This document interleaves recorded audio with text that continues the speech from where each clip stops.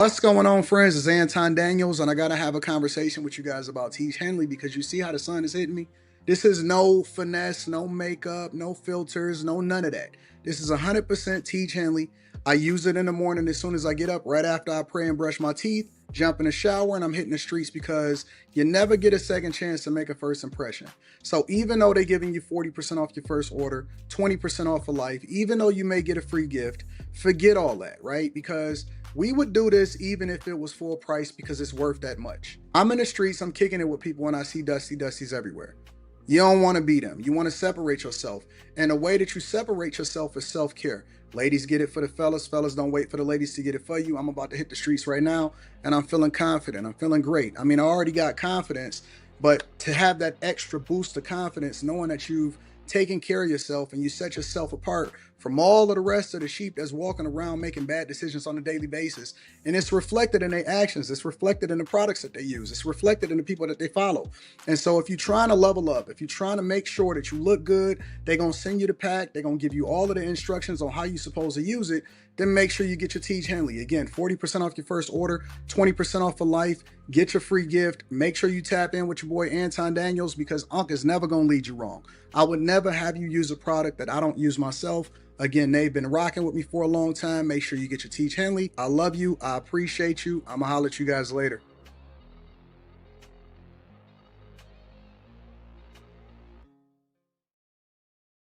What's going on is Anton from AntonDaniels.com. I appreciate you guys for continuing to rock with me.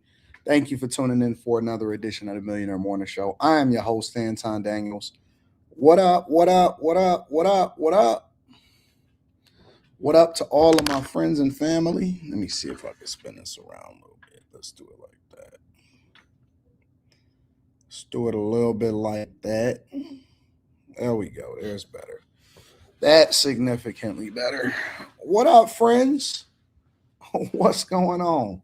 Says, what up, AD? Happy Friday. Courtney Egger, I see you. Trill Mercy in the building.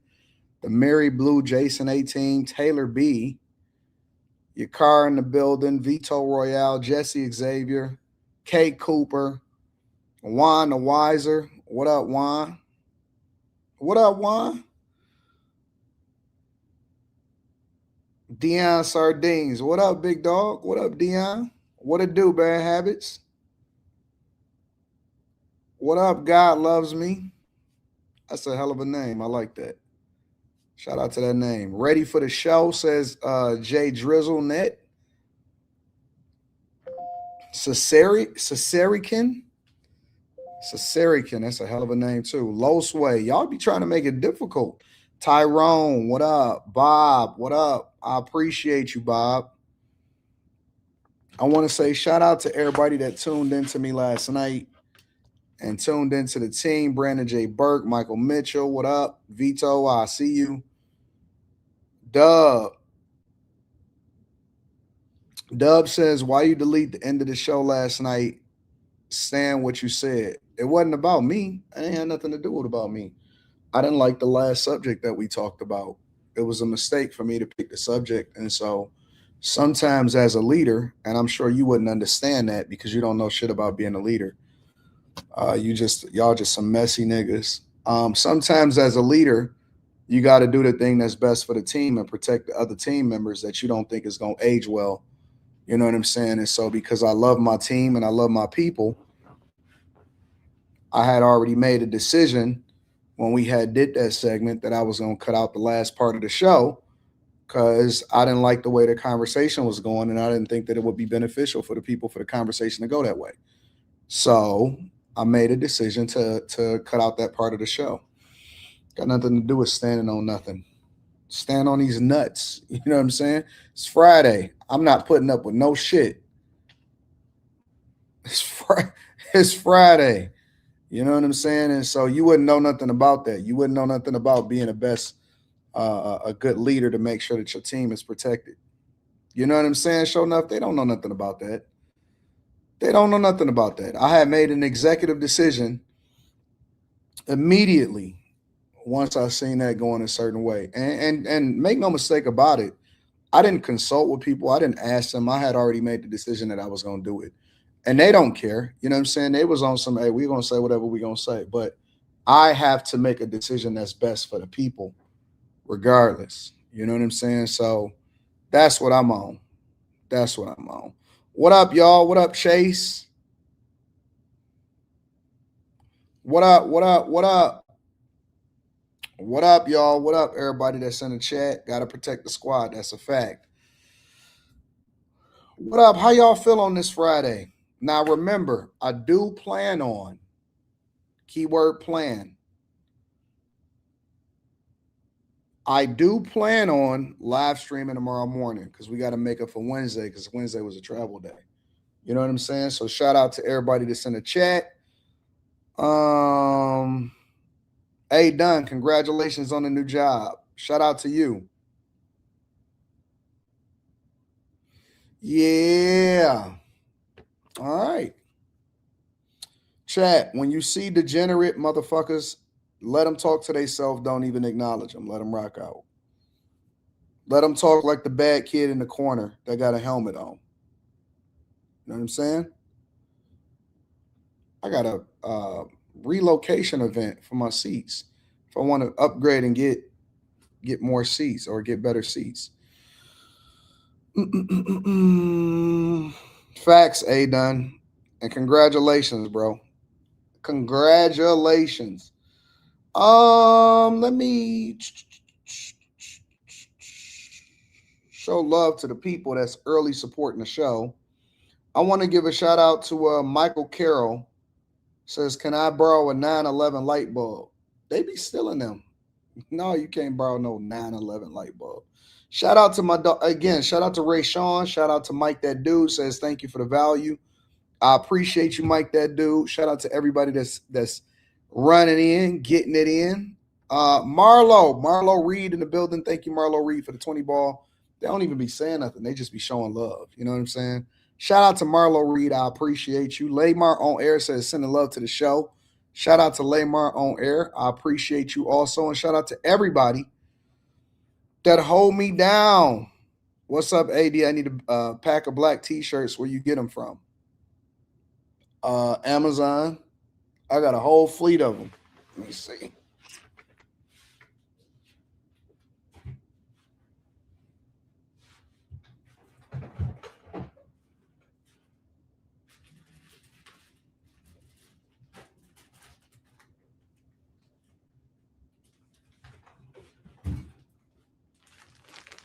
Keep black shirts on deck. I just keep a whole bunch of them on deck 100% of the time. So I get them in packs of 3. And I order them on Amazon. Packs of 3 or packs of 4.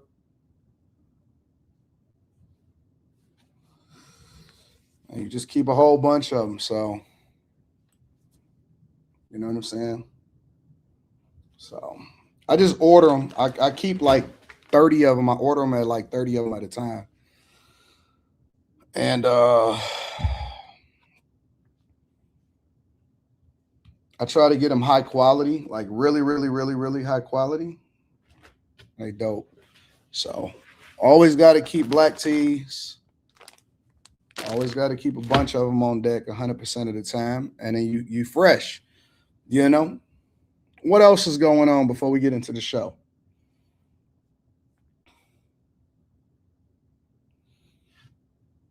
And these mugs is kind of expensive too, to be honest with you.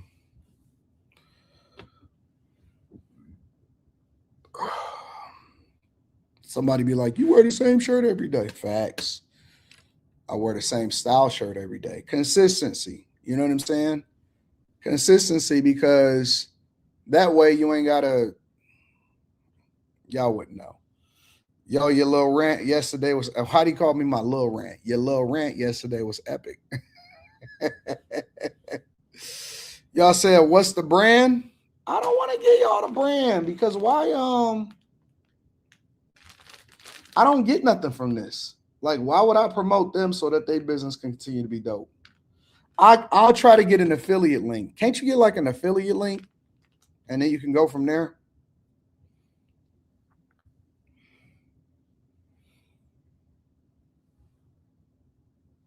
We need Fight Club on Fridays. Nah, I don't got time for that. I don't got time for that nonsense.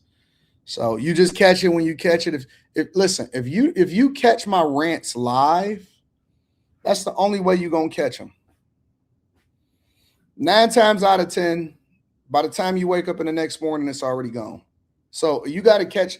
If you're gonna catch me crash out, or if you're gonna catch me derailing, or if you're gonna catch me any of that type of stuff, most of the time you're gonna have to catch it live. You got to catch it live because it's gonna be gone. You know what I'm saying? So, Rod, you crazy. All right, y'all, let's get started with the show. We got a lot to cover today, like we've been covering a lot. Honestly, we've been covering a lot. Like on the Millionaire Morning Show on all platforms, we've been covering a lot of ground, a lot of news. We've been talking about a lot of subjects. I don't even know if y'all noticed it, but I actually upped the amount of subjects and content that we're talking about. And we be getting it in. So, all right, y'all, let's go ahead and get started with the show. The first thing that I want to talk about is, Teach Henley, 40% off your first order, 20% off for life. Make sure y'all get that Teach pack and become a bag chaser, a Patreon member. Soon as I get back from being out here in Vegas, soon as I get back in town, we doing a live stream. So we probably going to do it on Tuesday. Tuesday or Wednesday, we're doing a live stream, and I'm dropping a vlog this weekend. And so that's already edited and scheduled to go out, and so we're going to get it in, all right? All right, so let me give you all a rundown of what the show is going to be like, and hopefully I can get to all of the subjects. We're going to talk about Trump's latest update on Iran. He said surrender or death. Pretty crazy. The Iran foreign minister pulled up on CBS or NBC, and they answered questions, and he was like, yo, I'm not asking for a ceasefire. And, you know, we waiting on the American troops. And I thought that was crazy. Tim Walz was grilled. San Francisco, they laying off employees in San Francisco. I already told y'all that I wanted to talk about the Maryland dropout rate. It's the highest it's been in 14 years. I want to revisit this Atlantic Magic City conversation, but I want to get it from the lens of the road tripping crew. You know, Richard Jefferson, Kendrick Perkins, a lot of them talked about it. Chain restaurants in New York, people are starting to reject chain restaurants and either going to the mom and pop spots or they just cooking at home. And I want to talk about AI. I want to talk about an article that came out about how they were addressing the advancement of it and how to spot fake AI, because a lot of people can't tell the difference between the two because of the advancements that's being released. All right. Y'all ready to get into the show? Again, make sure y'all tap into the Patreon. Link is in the description as well as pinned to the top of the chat. And Teach Henley, 40% off your first order, 20% off life. If you're not already subscribed, make sure you do so. More importantly, subscribe to the other platforms, which include Room 9, where we have After Hours, the Q Show, and more new shows to come that I'm curating and working on. And the Anton Daniels channel. We're running it up on the Anton Daniels channel, all right? All right, y'all, let's get into it. And it's a bunch of subjects that I decided I didn't even want to talk about today, but we're going to get into that. All right, y'all, let's get into it. So first things first, I want to give you all the latest update on what Trump is saying. Warned Iran's leadership to surrender or die, basically. And this is what he had to say. Coming to you with breaking news. President Trump right now speaking live from the White House about Iran. Take a listen. Too many to introduce. A lot of them are political champions, and we don't care about them today, right? Right, Duffy? But we have, most importantly, wonderful people that love our country. And before we begin, I think I will say a few words about what's going on with respect to our operation in the country of Iran. The United States military, together with the wonderful Israeli partners, continues to totally demolish the enemy far ahead of schedule and at levels that people have never seen before, actually. We're destroying more of Iran's missiles and drone capability every single hour, knocking them out like nobody thought was possible. As soon as they set off a missile, within 4 minutes, the launcher gets hit. They don't know what's happening.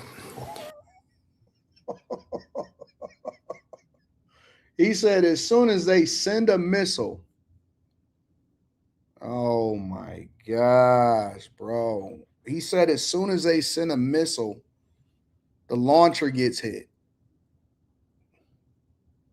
As soon as you let it go, we know where you let it go from, and we sending something back to shut everything down that you got going on in there. Sheesh. That's crazy, bro. As soon as you launch something, we gonna launch something where you launch something from.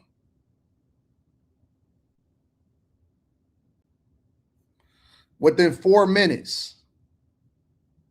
4 minutes. But we have the greatest military anywhere in the world. Their Navy is gone. 24 ships in 3 days. That's a lot of ships. Their anti-aircraft weapons are gone. So they have no Air Force. They have no air defense. All of their airplanes are gone. Their communications are gone. Somebody said we spending millions of dollars on missiles to shoot down $20,000 drones. I don't really know if you heard what he said. He said they sending missiles to where they started sending missiles from. He didn't say they was trying to intercept. Listen, we spending trillions on the military anyway.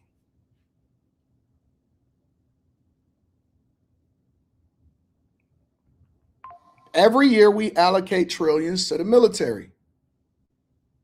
He said, time to put it to use. We're not going to keep on talking about the same thing we've been talking about the last 40 years. We're not playing that same game. We're not doing the same thing that we've been. We're not going to keep on talking about and having conversations and doing negotiations with y'all about you can't have ballistic, you can't keep trying to develop more advanced weaponry and more ballistic missiles and more trying to get nuclear weapons. You're not going to keep on trying to help Russia and partnering with them and helping them in their war against Ukraine. Don't you know I'm trying to stop a war over there already, and you messing up what we got going on over here, dog? You already messing up. Listen, the budget is going to be the budget when it comes to our military. It's going in there. The budget is going to be the budget. It's budgeting it.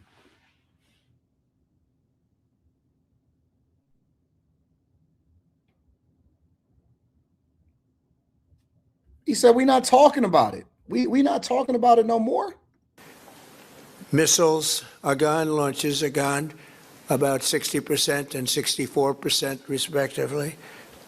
Other than that, they're doing quite well. I said, what's left? But they're tough, and they want to fight.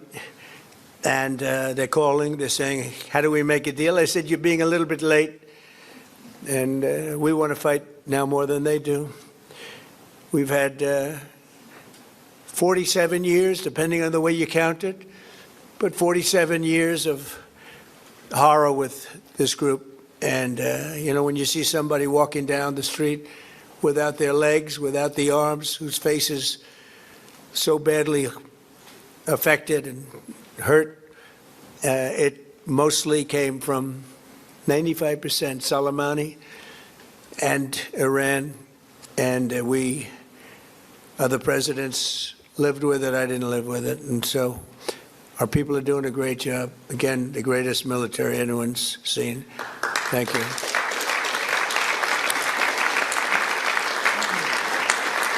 Thank you very much. And yesterday, my administration announced decisive action to help keep down the oil prices, including offering political risk insurance for tankers transiting into the Gulf, as you know, pretty dangerous territory. Further action to reduce pressure on oil is imminent, and the oil seems to have pretty much stabilized. We had it very low, but I had to take this little detour, if it's okay with everybody. Scott, it's okay with you? Scott's the one who has to put up with it. He said, you have to do this now? I said, I have to do it, Scott, right? But it's been very strong, and everybody, including Scott, everybody feels we had really no choice. They were going to hit us if we didn't hit them, because they're crazy. And in the long term, the actions we're taking will dramatically increase the stability of the region and oil prices and stock markets and everything else. You know, we set the all-time record in history with the Dow going to 50,000. So Dow was at 50,000. It was supposed to be maybe, if we were lucky, within by the end of my presidency in 4 years. And we did it in my first year. We did the S&P 500. We did that in a period of less than a year. And that was even tougher than the Dow, they said, so it wasn't going to happen. But we have a great country. We have a country that's never done this well. We've had tremendous success in so many different ways. I built the military and rebuilt it in my first term, and we're using it more than I'd like to use it, to be honest with you. But when we used it, we found out it certainly did work. When we look at Venezuela, when we look... Somebody said that's why he was pumping up the military, just so he can put them to use. Yeah, that's exactly why. That's why y'all got that 1776 bonus, right? That's why they be visiting the military bases. That's why, you know, he continues to, you know, make sure that he takes care of them. And remember, I don't know if y'all remember or not, but when the government shut down, they was using the tariff money in order to continue to pay the military. And they said, y'all not going to have no delay on y'all checks. Y'all not going to have y'all, no. And I think that that's the way that it should be, because the military is the biggest investment that you can make as a leader in this country. Our military, listen, above the stock market, above anything else, the military is the most important asset that any country, let alone the United States of America, has. So when he was making sure he was bigger, he told you, he said, I rebuilt the military. Recruitment is bigger than ever. They never going to experience no delay on their paycheck. Even if the government shut down, we're going to use that tariff money in order to get that to them. They still get their paychecks. We giving them bonuses, 1776. Now it's time to put them to use. Time to put them to use. We're not going to have Iran doing what they want to do. China, they're going to have some trouble if they want to move around the way they want to move around. Russia, yep, pressure on y'all. It's up. He said it's up. He said no more Mr. Nice Guy. No more playing around. No more being, all of this other nonsense. We're going to keep negotiating, and they break it. Keep negotiating, they break it. Keep negotiating, and they break it. We're not doing that no more. It's up. It's up.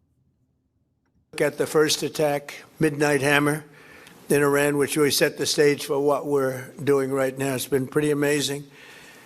And I'm once again calling on all members of the Iranian Revolutionary Guard, the military and the police, to lay down their arms. They're only going to be killed.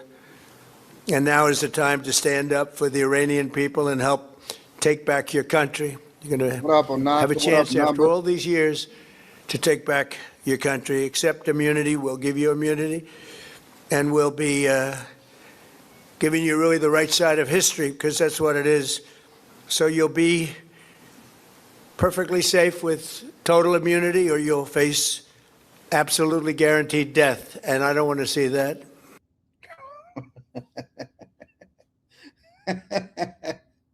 You know why y'all so upset? You know why y'all so bothered when he just tell y'all the straight up truth? Y'all want somebody to make y'all feel good. Y'all used to presidents to finesse the words and change it. You used to Biden, the last administration, right? Making you feel good about everything that's going on. That's what you're used to. You're used to people not telling you the truth and just laying it out exactly how it should be laid out.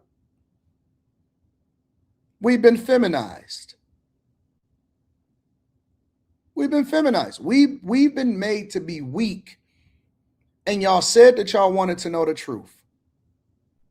You said that you wanted to know the truth. You said you just wanted it straight up and down. See, if things happen behind the scenes, because let's be clear, proxy wars have been going on since the beginning of time. China is waging a proxy war. Iran wages proxy wars. Russia, when they wasn't engulfed trying to make sure that they take care of Ukraine and Ukraine started kicking ass, they were engaged in proxy wars. All of the largest countries, all of the world's powers destabilize, stabilize, and they make the future according to what they're trying to do with their agenda. But make no mistake about it, when China is all in Africa and y'all sucking up Chinese nuts all day long, but China, when y'all doing all of that shit every single day, you know why they over there? For their own best interests. That's why they over there. Nobody said anything about when Obama was bombing, did 7 different missions of bombing motherfuckers. But guess what? Everybody was, you know why? Because he just wasn't saying nothing. He was chilling. Because he got up there and instead of saying, yeah, man, listen, they fuck up over there, we coming over there to get them up. Instead of him saying that, you know what he did? He came up there and he said, He started singing. And everybody was like, oh my God, he's so diplomatic. He didn't do nothing different than Trump. He did the same thing when it came to illegal migrants in this country. He gave an order. He said, hey, man, if Michelle is over here making my life difficult, we're going to make it difficult for them. If Michelle, listen. I got Michelle's mom living in the White House. Okay? So I don't get much sleep. And if I'm going to be up, we're going to be in a war room making life difficult for these motherfuckers.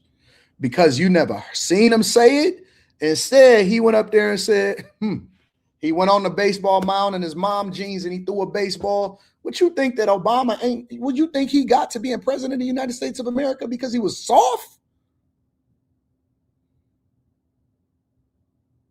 No, he was in there kicking ass and taking names.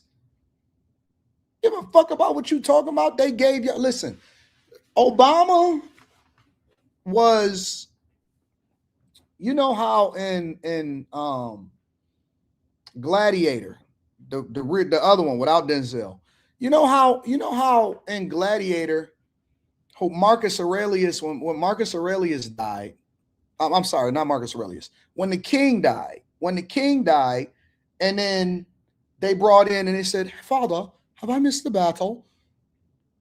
He gave you games. You know why they was dangling all of that bullshit in front of y'all? Why they was saying, oh, listen, we're going to make sure you can go in each other's bathrooms.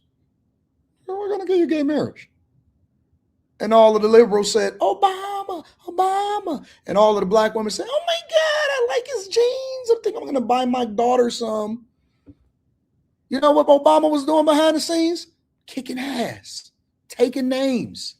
And y'all said, we want to know the truth. We want to know what's going on behind the scenes. You don't want to know what's going on behind the scenes. You know why? Because when Trump tell you, hey, man, listen, we've been talking to these motherfuckers for a long time. I deported less than Obama, but y'all was out there protesting. You know why? Because he was singing to you. Now, Trump come through and he said, listen, man, I'm not going to keep negotiating with y'all. I'm going to tell you what I told them inside of the war room. Either they're going to surrender or everybody dying. Everybody dying. You know what they said? Oh, they clutched their pearls. You had all of the men was clutching their pearls.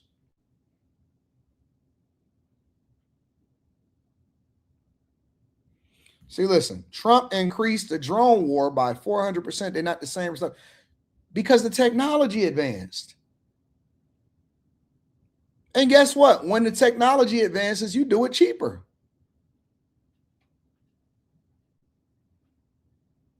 Who was the first one? Y'all so soft. You're so soft. You're so weak. You're so weak. Y'all, that's why the drug dealers is taking over y'all neighborhood, because y'all soft now. All of the men is clutching their parents. Oh my God. That's why you got all of these men running around like gossip girls being bitches nowadays, because y'all soft. Y'all soft. You soft. You soft, B. You soft.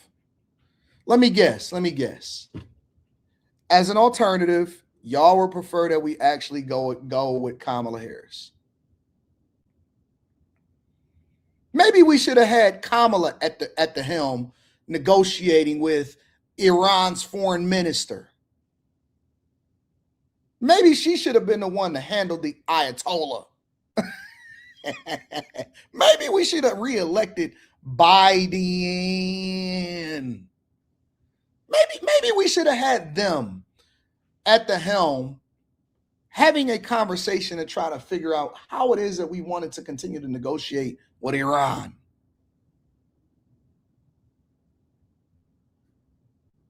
I support the president. I support his decision. I'm pretty sure that he's making a good decision long term for what's going to be best for the United States of America. And that's what I'm rolling with. They don't want to see it either. We also urge Iranian diplomats around the world to request asylum and to help us shape a new and better Iran with great potential. It's a country with great potential. It's a much better future for Iran. It's now beginning. It's going to be, I think, a great future, and the United States will ensure that whoever leads the country next, Iran will not threaten America or its neighbors, Israel, anybody.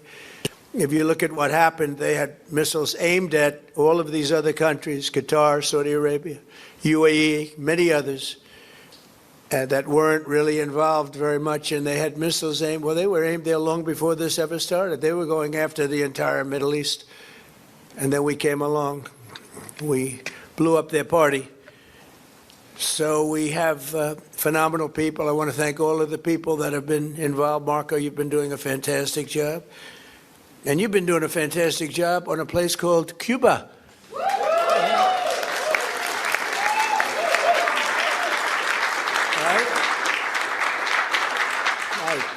And A-Rod came in before. I said, hey, do you want to come up to a little award? He's gone to plenty of award ceremonies. Thank you, A-Rod.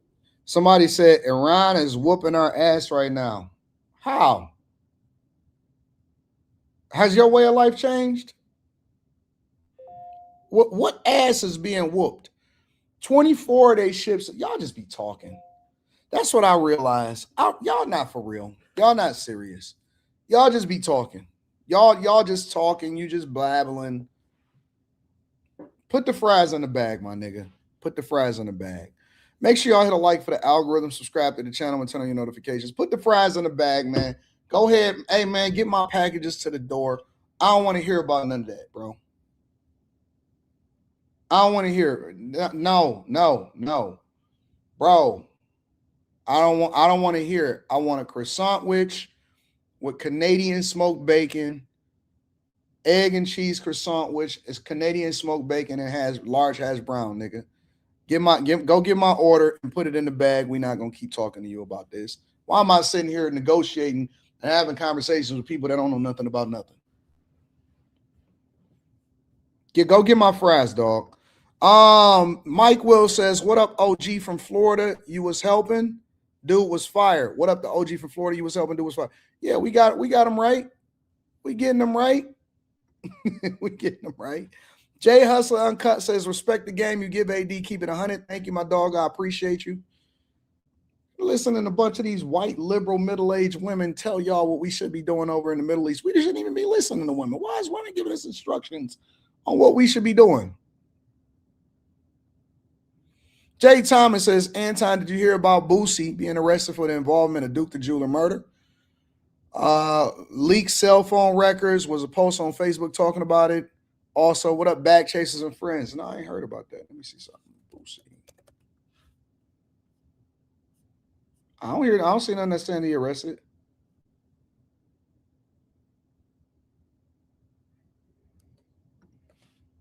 What are y'all talking about?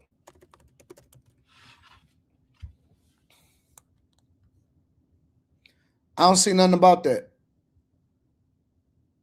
Sounds like a rumor to me. I'm not going to entertain rumors. Not at all. But I appreciate you, Jay Thomas. Thank you. I don't see nothing about that. I'm not even going to entertain it. Wyatt says, Jay said, Ninja threw 2 at me. I threw 4 back. Hold that. Eric says, the commanders are telling our troops that this war is based on the Bible and bringing Armageddon. The Trump administration is infested with religious Zionists that are driving this war. How do you know that? When? Has a commander spoken out about this? Eric, please reveal your sources. You don't even have to reveal your sources. Just give me some insight on how you found this out. No, serious. I'm dead serious. Like I'm not trolling or anything like that. I would love to know how you was able to source this information. Y'all said because it's all over X.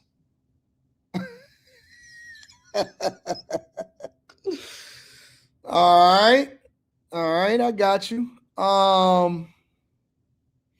Curtis Taylor says we will reach a point in which Trump will have to decide whether or not to deploy American troops.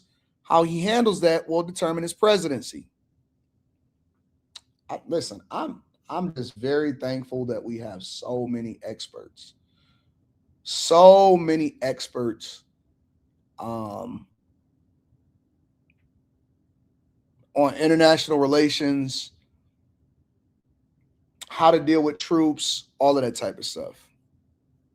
I mean, honestly, I'm learning so much. I'm genuinely learning a lot. Shadow Dragon TV says, everyone said they wanted a transparent government. Trump is transparent president and people are soft to take it in. He is who we need. I agree with that. I agree with it.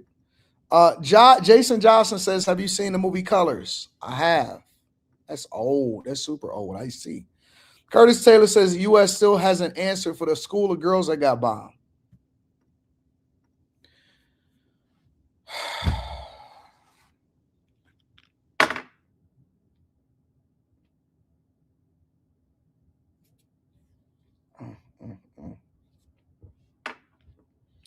Let's continue on with the show. let's continue on with the show. All right. On another note, the Iran foreign minister, I believe it was NBC News was able to secure an interview with the Iranian foreign minister. And he made several different comments, one of which he said they're not looking for a ceasefire. And he's saying that he waiting on American troops. Somebody in the chat says Anton is pro-war. No, I'm not. I'm pro-America. You've never, ever, first of all, this ain't a war. And I need y'all to look at this a little bit differently and understand that there's a difference between, this is not a war. In order to go to war, you need congressional approval. This is not a war. All right? I do not advocate for violence, but I understand that you have to prevent people from doing the things that's going to be worse for you in the future. All right? So let me get into this. Again, make sure y'all hit a like for the algorithm, subscribe to the channel, and turn on your notifications. On the air with breaking news right now, our exclusive interview with Iran's foreign minister who joined us from Tehran, which just wrapped up moments ago.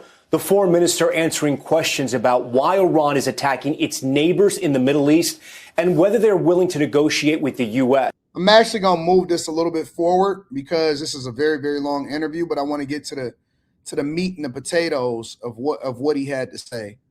And that was a little bit later on in the interview. By either side. So we have no intention to close it right now. But as the war continues, we will consider every scenario. For the time being, we have not done yet. And but the strait is, almost empty of ships and tankers because of their concern. In this war, are international oil tankers potential targets for Iran? No. Why they should be a goal for us? Iran threatened tankers in the Strait of Hormuz. Iran has already threatened them to set them afire. No, we have not threatened them. They are concerned themselves, and they don't use the Strait of Hormuz because of the concerns they have to be hit by either side. Is Iran privately talking to U.S. officials right now through back channels? No. There's no communication with you and Steve Witkoff or Jared Kushner? No, not after Thursday that we met last time. We met last Thursday. We negotiated for almost 7 hours. They were so happy when they left the negotiation table because we were able to make significant progress, as the Omani foreign minister said in his statement, and he checked his statement with both sides, and both sides agreed with the term he used. And we were made really significant progress. They were happy when they left, but I don't know what happened after they left. And I asked Iran's foreign minister about whether his country is prepared for a possible ground invasion from American troops. Watch this. President Trump has not ruled out boots on the ground in Iran. Are you afraid of a U.S. invasion in your country? No, we are waiting for them.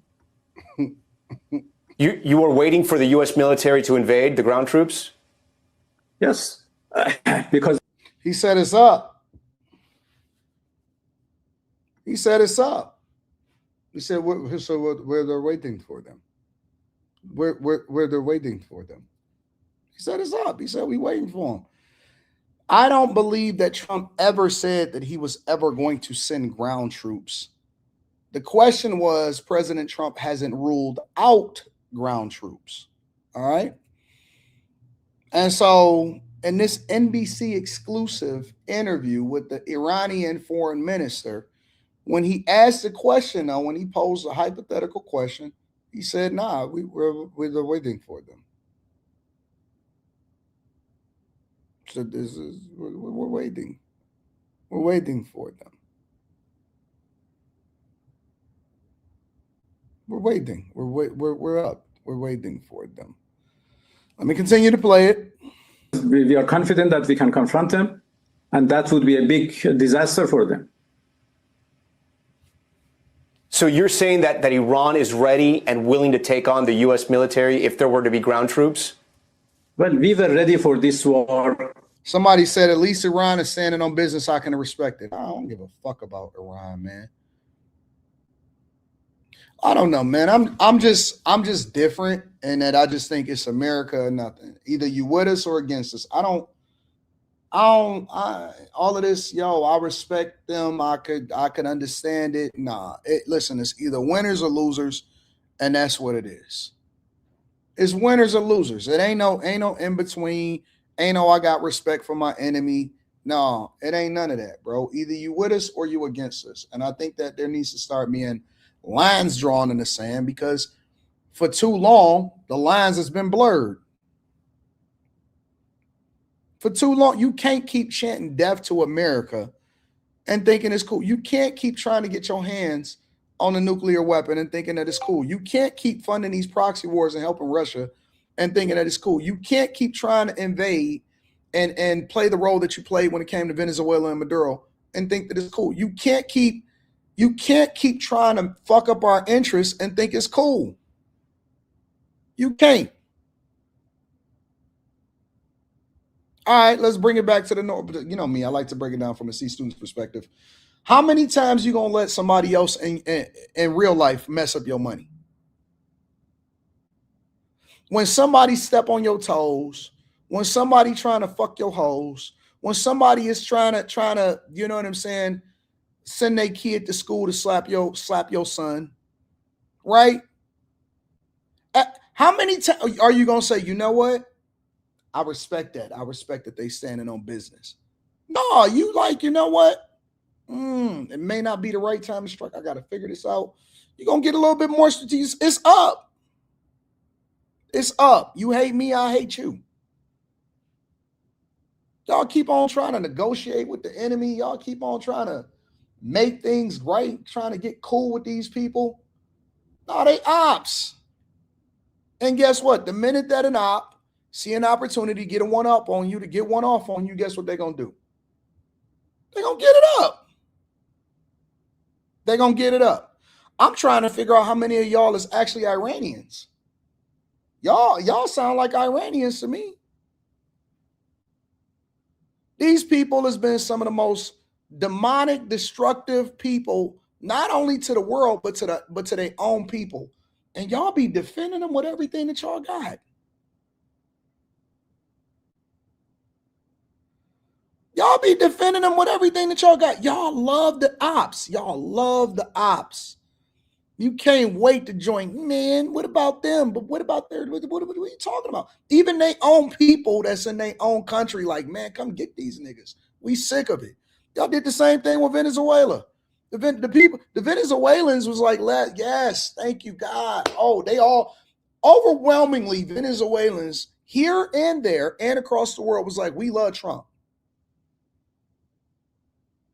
Overwhelmingly, Iranians is like, man, listen, please, we've been begging y'all to come in here and save us for a long time. And it'd be the ones that's in your own backyard. Man, let's support them.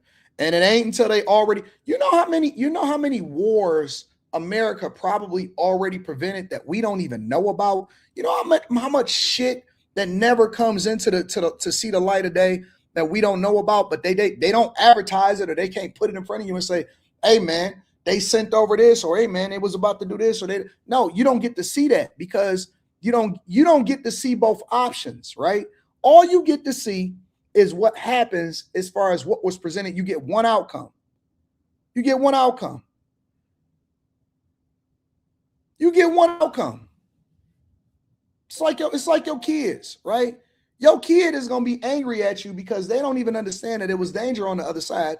But it's a reason why I told you to go and walk that way. Hey, take that way, don't take that way. Do this, don't do that. Now, because you didn't explain to them, hey, listen, you do know that I saved you from yourself from this situation. Because you didn't explain it to them, they hate you for it. They hate you for it. Even more than the previous war. So you can see, the quality of our missiles, how much they are upgraded after the last war, because we learned lots of lessons. And we are prepared for any other eventuality, even, a ground invasion. So our soldiers are prepared for any scenario. When I said that we are waiting for them, it didn't mean that we are waiting for continuation of the war. No, but we have prepared ourselves to confront with any scenario, with any eventuality, any possibility, and we know that we can handle that. Are your allies Russia and China helping you? Well, they are supporting us politically and otherwise. Guess what the answer is? Because he went all around it. Guess what the answer is? Yes. Is Russia and China helping y'all? Yes.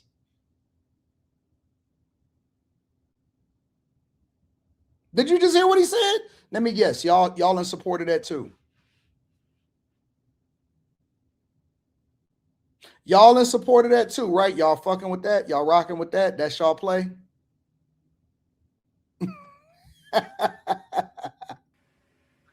Are they supporting you militarily?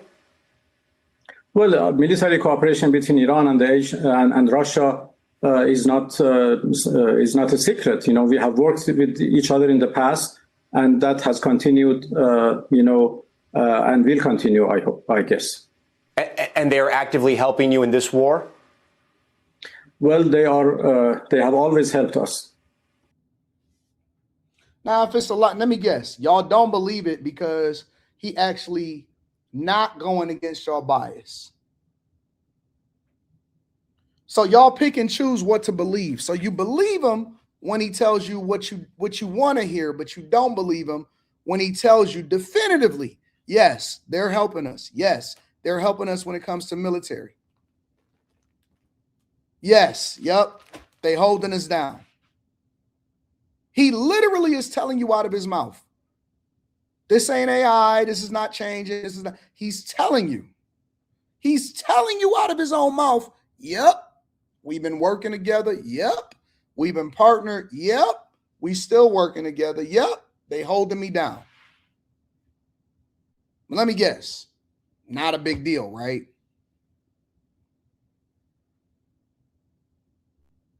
Not a big deal. He's telling you definitively that yes, your ops is helping us. They holding us down, that we've been working together for a long time. Nope, not a big deal. Not a big deal. Now, what did I change that was any different than what he just said? Let me rewind it for you a little bit. Let's go back a little bit. In this war? Well, they have always helped us.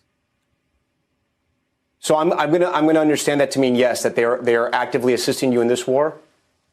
Well, I'm not going to give the details of our cooperation with other countries right in the middle of the war.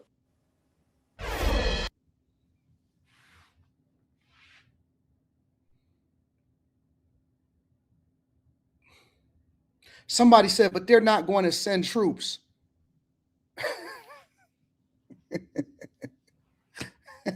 Y'all love the ops. Y'all love the ops. Y'all love them. Y'all love them. Y'all love them. Y'all love them. Y'all love them. Y'all love them. Y'all absolutely love them. 100% you love them. Somebody said, of course, Eric D. Eric D says, if Biden would have did this, all right, give me any Biden, Obama, Clinton, give me any action when it comes to war, right? When it comes to bombing, when it comes to destabilizing another country, anything. Tell me one thing that the nation was in an uproar for about it. Tell me. No. I don't want to know no ifs. I don't want to know any ifs. I want to know the truth because I sense a bit of Trump derangement syndrome right now from all of our Democrat friends.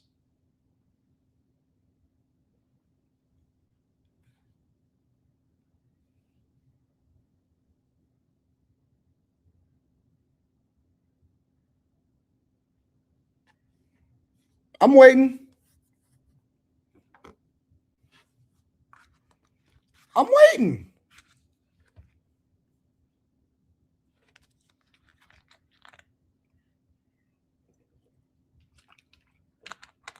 Are you Googling? Are you trying to figure it out? No. You said it. No, you said it. And you know the chat is the second member of the show. I want to give me an example. I don't want to know a what if. I want to know what did happen. What happened? Where is it that we was like, you know what? Oh my God, castrate them, whatever. We have never seen this level of delusion from a group of people ever in history. We have never seen it. We have never seen it. We didn't even see it with Bush.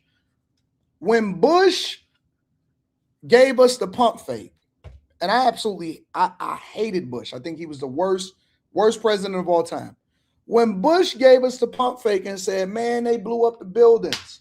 Not only do we have to bring in TSA agents now, not only do we have to pay extra fees, not only are we going to plunge the country into debt, not only are we going to put us in a position to where we just going to absolutely suffer in 2007, 8, 9, right? Not only are we going to do that, but we're going to justify this fucking war where we're going to spend trillions of dollars on. We're going to make Saddam Hussein the enemy.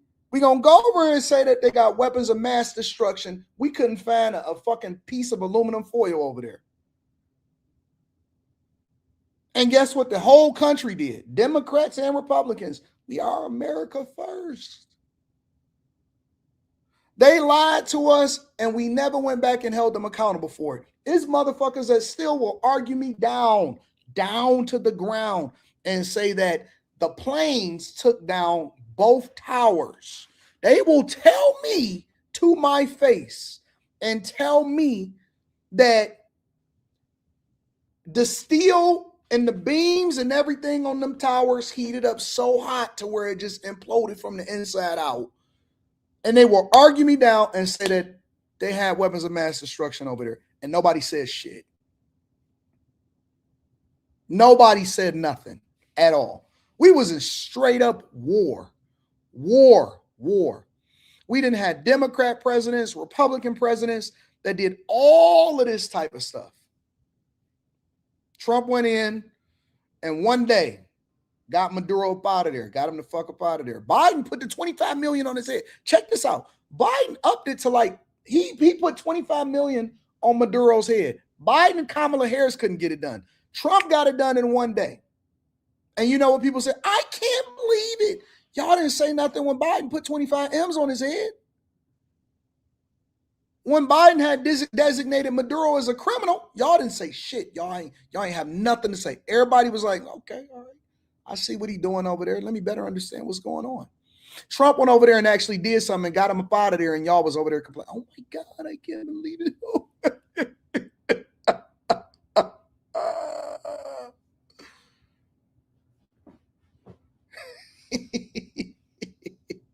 Just say it. Just say it. Just say it. Just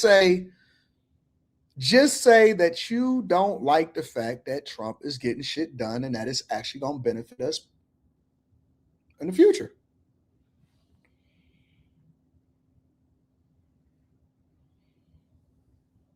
Can't believe it. I don't like it. What's going on? I love them. I love all of the dictators. Seeker of Truth says, as blacks, we can't move forward because we keep dwelling on trauma from the past. Arturo React says that school was blown up by a failed Iranian missile that failed to launch. It happened hours into day one, and that was already debunked. Iran hit him. Tony Esquire says, I respect everyone's freedom of speech, but as a master sergeant in the U.S. Army, I understand and accept the assignment. Sometimes William Wallace got to pull up in the name of freedom. You're welcome. Talk to him, Tony. Talk to the master sergeant. Thank you for your service.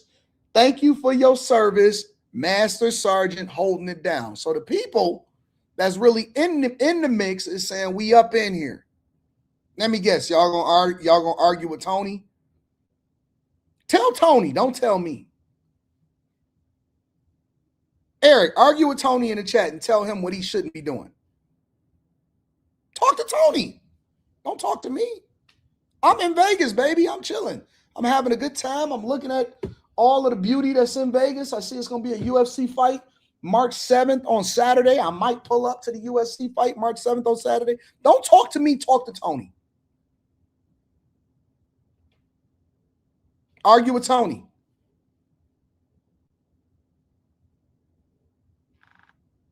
Y'all, you don't want to argue with Tony, huh? Shout out to Tony. High Tolerance says, salute AD and the bag chasers. The prime minister would tell Cam, keep your damn greens. I'm a real one. So just bust it down like you did for Willie Brown before you go up. Just kiss the tip. Yeah. Thank you, High Tolerance, for support. You always be holding us down and supporting the platform. Cutting Edge says, remember they use Tekya lie for the religion.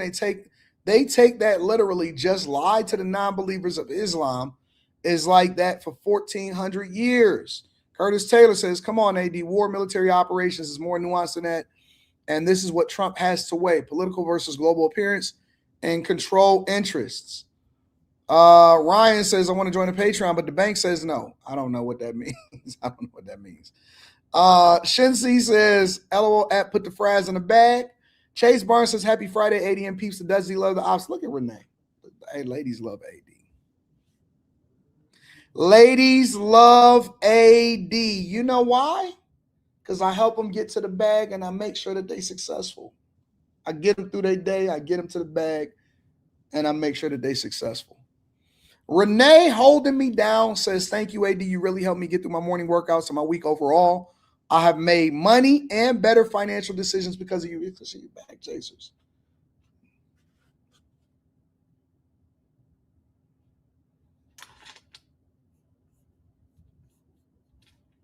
Chasers. Shout out to the chasers. Shout out to my lady chasers. We got some of the most beautiful women, period. Like when we go to Patreon meetups, all of that stuff, talk to them, baby girl. Talk to them, baby girl. Shout out to my girl, Renee. Lamer on air says, we shitted on Bush for lying about weapons of mass destruction and he desecrated the economy. Bush isn't love. Cap. Bush is sitting like this on the beach, having a Mai Tai, riding horses, chilling, having a good time, and y'all got him in for 2 terms back to back. We going back to back. Curtis Taylor says the 911 situation or the 9/11 situation and this current military operation aren't the same. A lot of info about 9/11 didn't come out until late.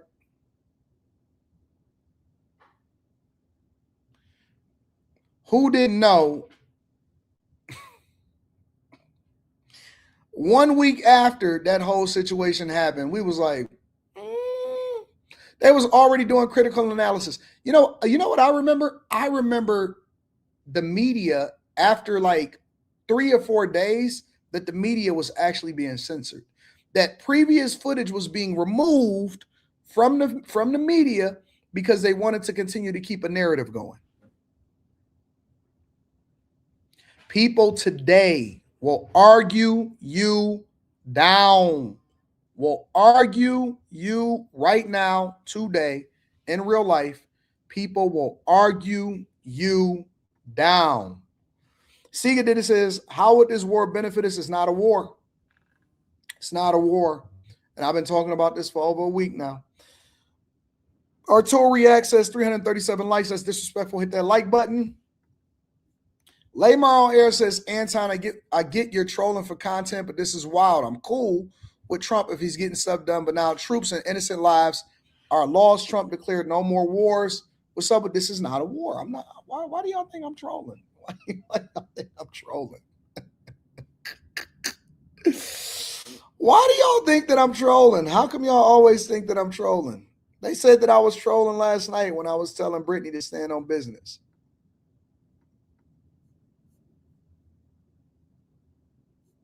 When I told Brittany to stand on business, they said, Anton, you must be trolling. Why I got to be trolling?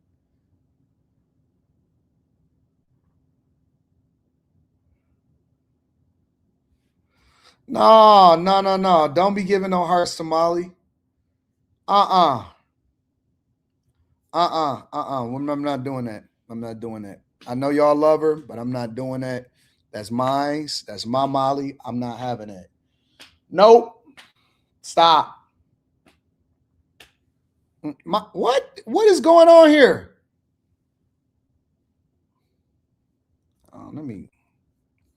I might have to time Eric out for a minute. Reset things, get things back to what it's supposed to be. What's going on in here? I don't like what's happening right now. I don't like what's happening right now. Let me get some holy water.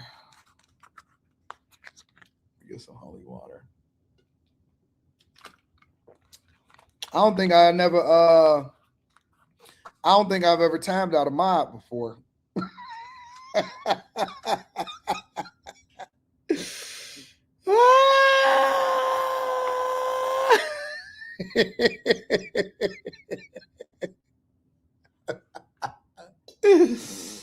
Oh man, that is so hilarious. All right, make sure y'all hit a like for the algorithm, subscribe to the channel, and turn on your notifications. We holding Eric accountable. You know what I'm saying? We holding Eric accountable. Let's pivot for a second, because amidst all of this, we almost, shout out to my dog Chris Cunningham. Facts. Says, I'm gonna have to drop a dime on that. I ain't like what I saw from Eric. You got facts. That's why you got to pay attention to the chat. What's happening in this chat? What's fucking going on here? What's going on here? You know what I'm saying? Keep an eye on this. I don't like this shit. I don't like this shit. Oh, all right, y'all. Let's go ahead. Now, amidst all of the drama and the chaos, we've been distracted because America's dad, that's what they labeled him. Laymar, I'm gonna read that in a second. That's what they labeled him. Can y'all believe that they actually gave Tim Walz the nickname America's Dad during the election? America's Dad. I said, what the hell is this? What's going on? America's Dad was being grilled. And so this is one of the proceedings that I want to share with you guys. Make sure y'all hit a like for the algorithm, subscribe to the channel, and turn on your notifications. Here recognizes Mr. Gill from Texas. Thank you, Mr. Chairman, and thank you to the witnesses for taking the time to be here. Governor Walz, are you familiar with the Early Intensive Developmental and Behavioral Intervention benefit? I am, Congressman. Got it. It provides services for autism patients. Is that right? That is correct. Got it. And when did you become governor? In January of 2019. In 2019. Okay. So using 2018 as a baseline, do you know what that program paid in Medicaid claims? I do not, Congressman. It's about $671,000. Do you know what that program paid in Medicaid claims in 2024? I don't have the number in front of me. $342 million. That's all fraud, bro. That ain't nothing but fraud. That's 100% fraud if I've ever heard it before in my entire life. There has never, somebody said America's gay dad. There has never been more fraud visible to the American people right in front of our faces. Let me get these numbers right again real quick. Hold on. Do you know what that program paid in Medicaid claims in 2024? 171 paid in Medicaid claims. I do not, Congressman. It's about $671,000. $671,000 from 670 to what? Do you know what that program paid in Medicaid claims in 2024? I don't have the number in front of me. $342 million.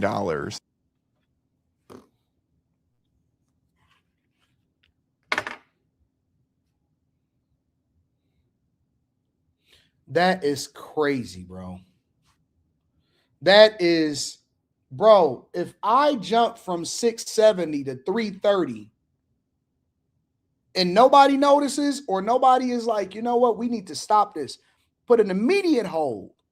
Bro, I can't go to the bank and get out more than $10,000 without them saying, all right, wait a minute, I need your ID. I done been in there 1,000 times. I go to the same bank all the time. Hey, I need to make a withdrawal. I need to do this. I need to do that. The banks are they're so vigilant at this point that if you go to the bank and you withdraw a different amount than what you used to withdrawing, even with the same people that you see all the time, you know what they say? This is outside of your normal thing. Blink twice. Getting all kind of notifications on your phone. Did you actually make this transaction? Hit yes or no. Get it in both email and text message at the same time. You got to give your ID and you got to tell them what you do for a living, what the business is for, and everything. I'm sorry. What do you do for a living? What's your name again? Let me get your ID. Man, you see me every day. What you trying to? I got to get your ID. These niggas went from 670 to 330 to 330 million. 670,000 to 330 million. And ain't nobody catch it. Nobody was like, you know what? This is crazy. This is insane. How they getting 330 million in 1 year?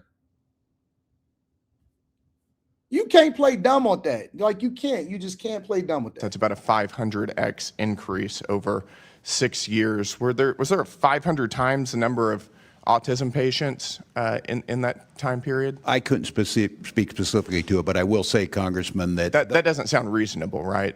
You don't think there was a 500x increase in the number of autism patients in 6 years, right? Correct, and that's why we ordered on-site visits starting back in 2024. So we agree that doesn't sound reasonable. Would you also agree that a single taxpayer dollar wasted on fraud is a dollar too much to tolerate? Yes. Yep. And would you? If I can 500x the amount that I steal, and the only thing that you do is say, all right, well, let me send somebody in there to see if they really got autism. So what does an on-site visit do? Because you didn't get 500 times more autistic people, did you? So what did the on-site visits do? Hey, man, let me see if your kids got autism. I don't want to imitate it.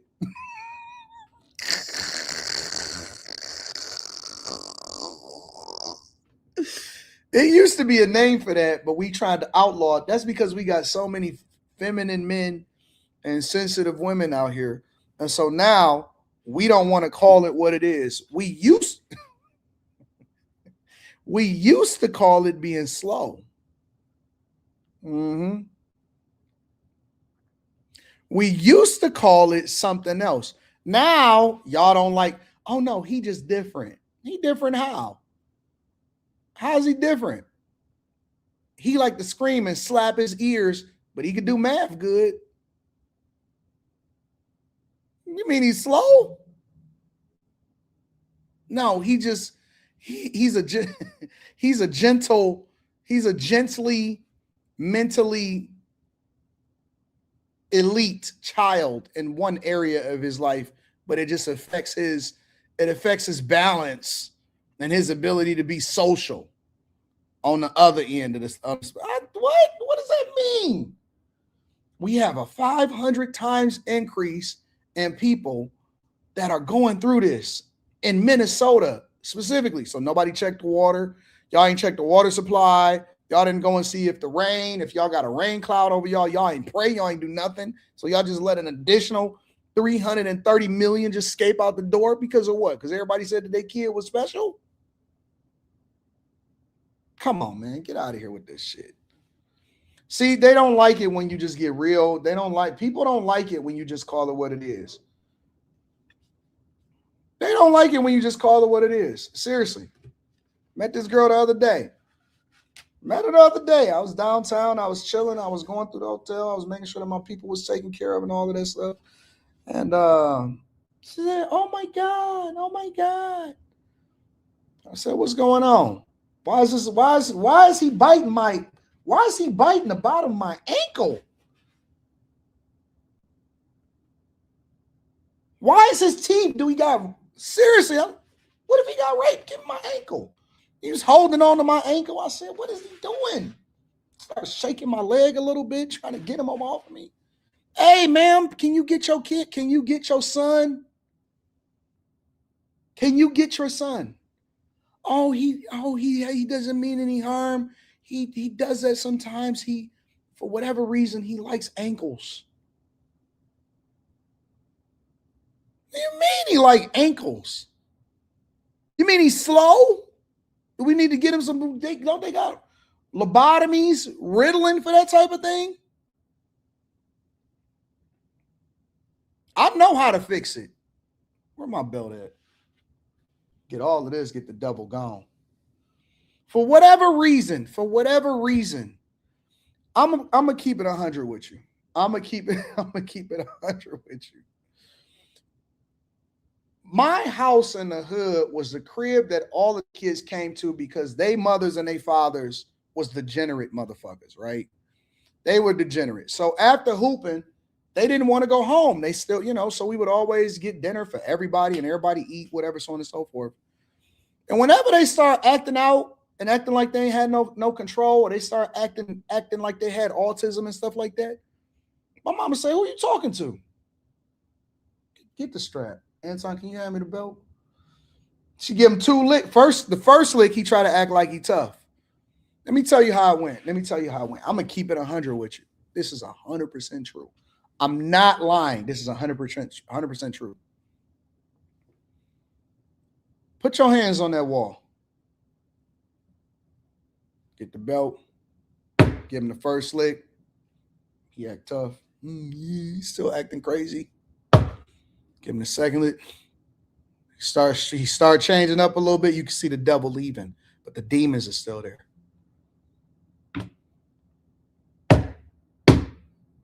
Give him that 5th lick.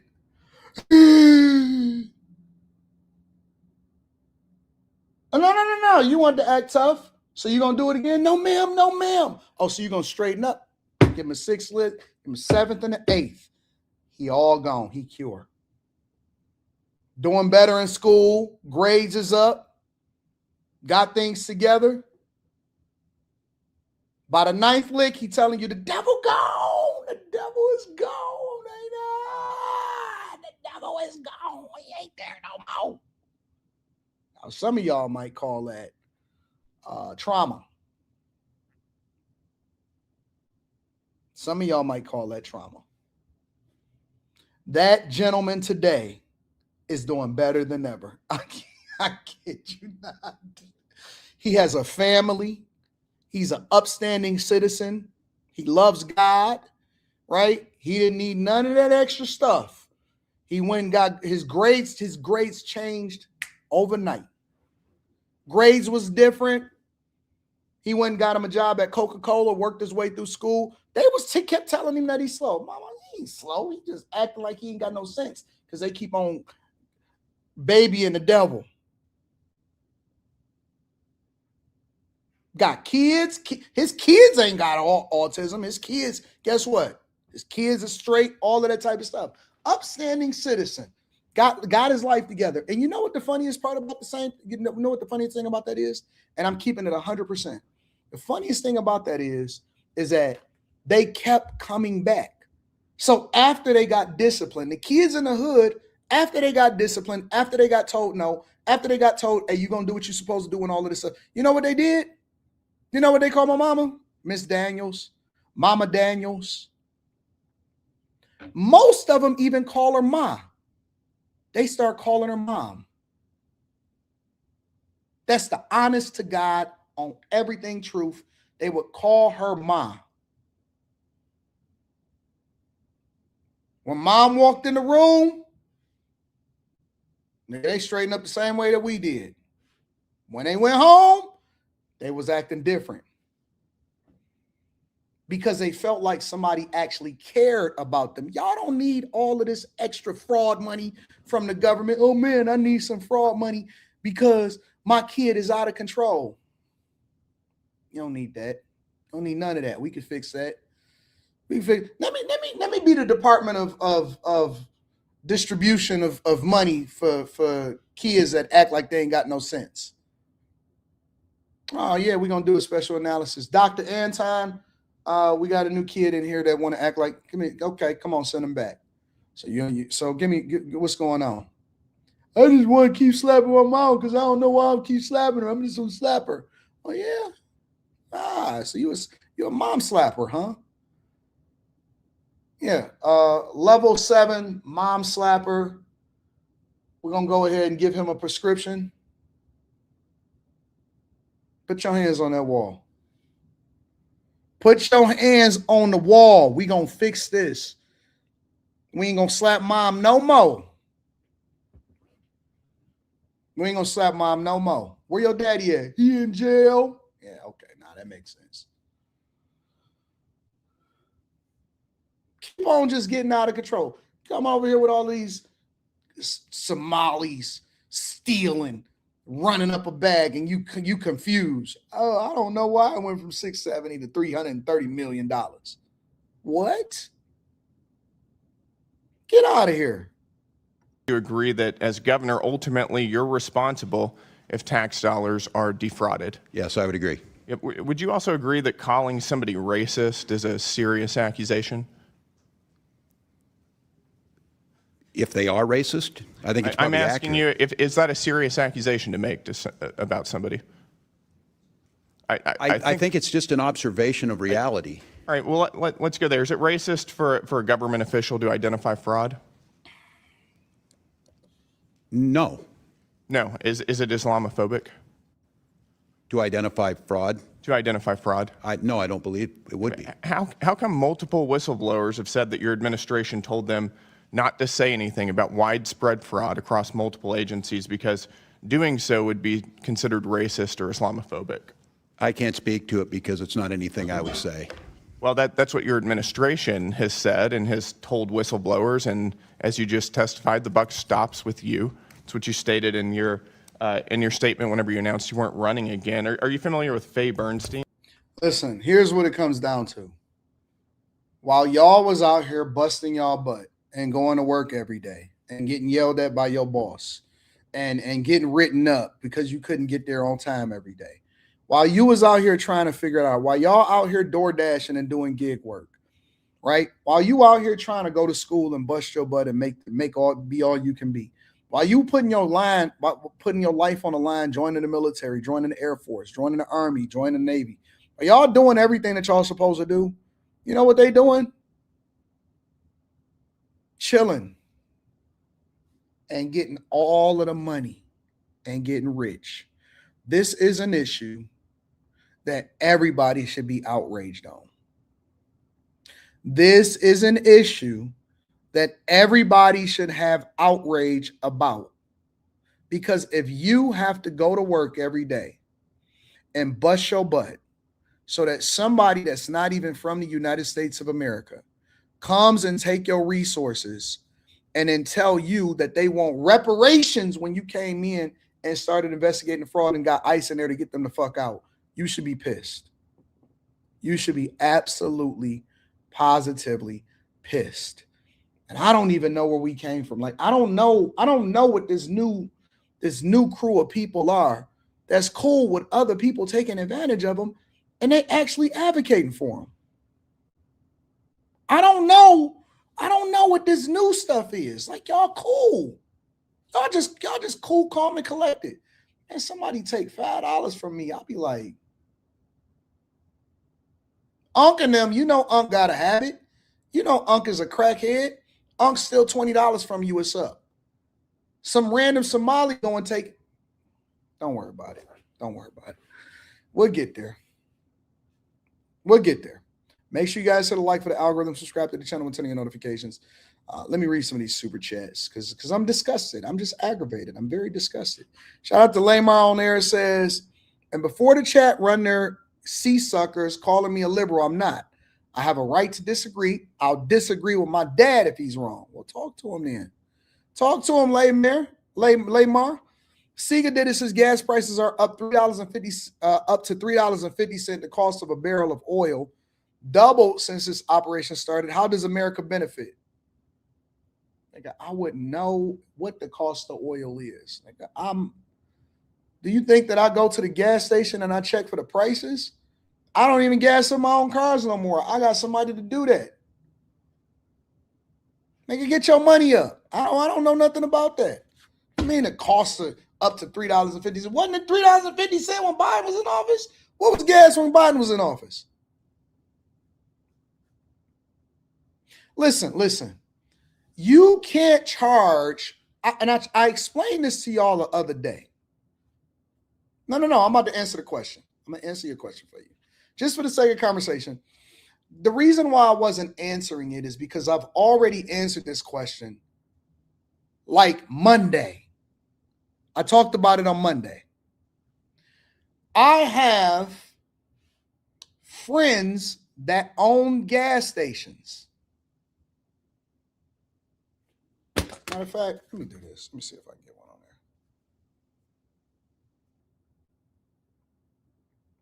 I don't want to give my opinion.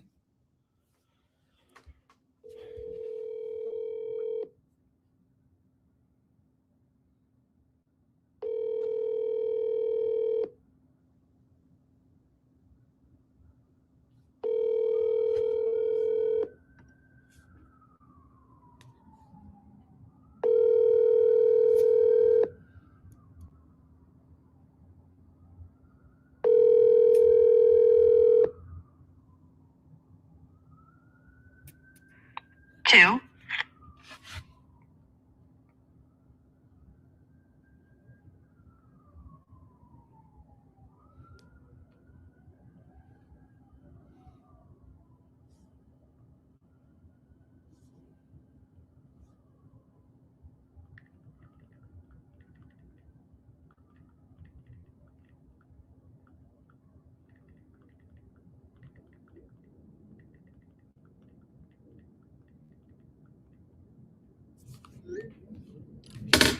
If my man's call me back, I'll explain it to you the way that they explain it to me. All right.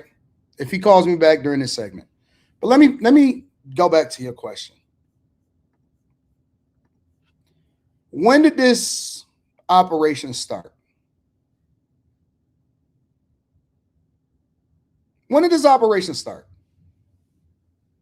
Let's say a week. Let's say they've been up at it for a week. Do you think that it takes a week for them to transition from extraction, refining, shipping, and getting it over to the actual gas stations? Do you think that process takes a week? Do you think that the prices change immediately at the pump, at the consumer buying the actual gas for their vehicles? You think that the transfer of prices because of an operation that happens over in Iran actually changes the gas prices that fast?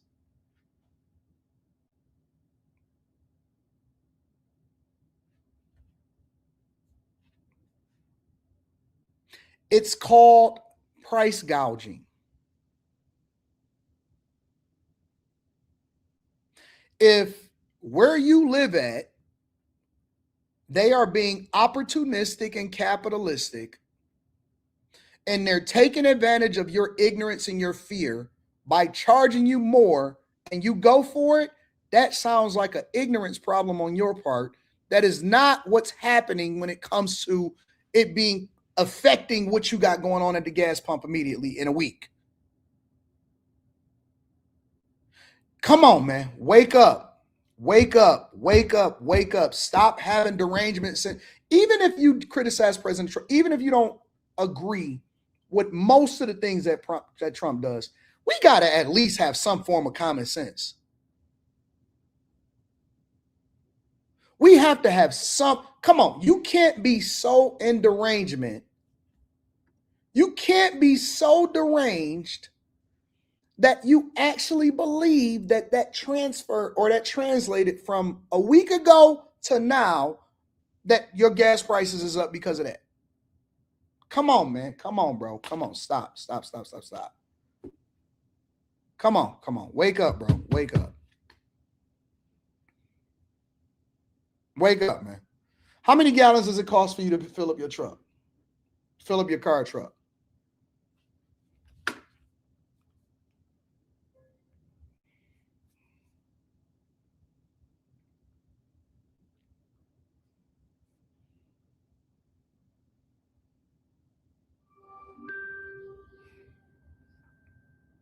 What's the average size gas tank? How many gallons in the United States of America?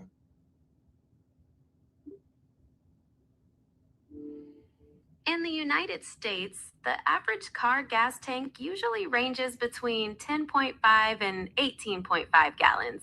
Smaller vehicles might have smaller tanks, while larger SUVs and trucks can hold more. Does that align with what? All right, cool. So let's say you have a 15-gallon tank. Let's say you got a 15-gallon tank and that your gas price went up 50 cents, which is crazy. Let's say your cost per gallon went up 50 cents.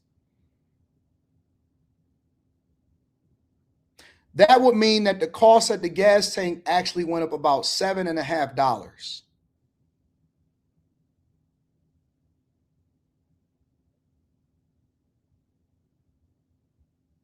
So if you tripping over the fact that filling up your car from empty, let's say it's completely empty, and you got to pay an extra, if you feel in the effects of paying an extra $7,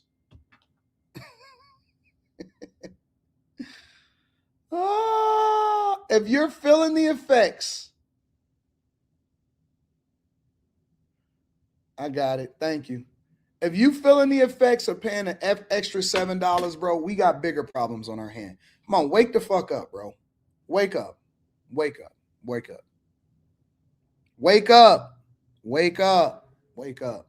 Somebody said, but LA is worse. But LA was losing all of its gas companies way before this ever happened. We reported on that. We did a whole story on how Gavin Newsom was losing most of its gas companies. And that was the specific reason why gas prices was going up in Los Angeles. How am I skating? I answered it completely for you. Bro, if you tripping over $8, we got a bigger problem on our hands, bro. Honestly. But neither here nor there. Y'all weird. But see, this is how I know. This is how I know that people just take talking points. People take talking points from other people that they hear. They're not actually doing, they're not even doing the calculations in their head, bro. They're not doing the calculations in their head. I'm not going to blink. I don't even breathe over the fact that, like, oh, okay, so now if the gas prices at the pump is $10 a gallon, then I'm going to be like, man, what the fuck is going on here? Man, I'm not looking at that and saying, oh, shit, I paid an extra $6, $7 than I did the last time that I filled up. Get the hell out of here, bro. Get out of here. I seen you niggas lined up around the corner for them Jordan 5 Wolf Grays, though. They said the war is up. It's an invasion. You know where I seen all black people? In line, trying to get their Wolf Grays. Typing on Twitter, typing in YouTube, typing in the chat about how they so disgusted at what is going on and why is the prices going up. And they sitting in there for them Wolf Grays, though.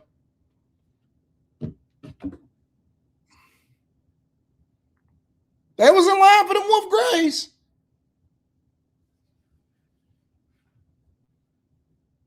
If I go on StockX right now, you know what it say? These shoes are trending. They're on fire. They're on fire. The shoes are trending.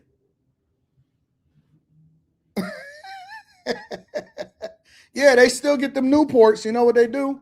They be like this at the gas station.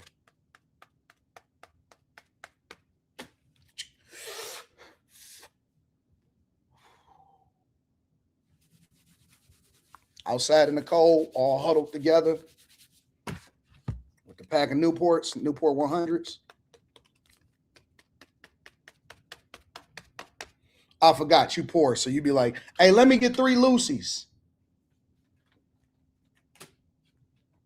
Let me get 3 Lucy's. Nah, man, come on, man. Come on, man. Stop playing, man. I gave you an extra quarter the other day. Let me get 3 Lucy's, bro. Nah, man, I'm going to come back. I'm going to get you later, bro. I promise you, man. I just got to get to the store, bro, but let me get 3 Lucy's. How you going to give me 2, man? Man, give me 3. You know me. Man, I've been coming here for years, man. Let me get 3 Lucy's, bro. Damn. You know I'm going to be back. You know I'm coming back. Oh, man. Ahmed over here tripping, bro. No. But you have not paid the last 2 times. I gave you Lucy's. Man, put it on my tab. Y'all niggas got tabs. Y'all got tabs at the corner store for Lucy's. You got tabs at the corner store for Lucy's. I'm telling you, it's a real thing. People got tabs at the corner store, at the gas station for the Lucy's.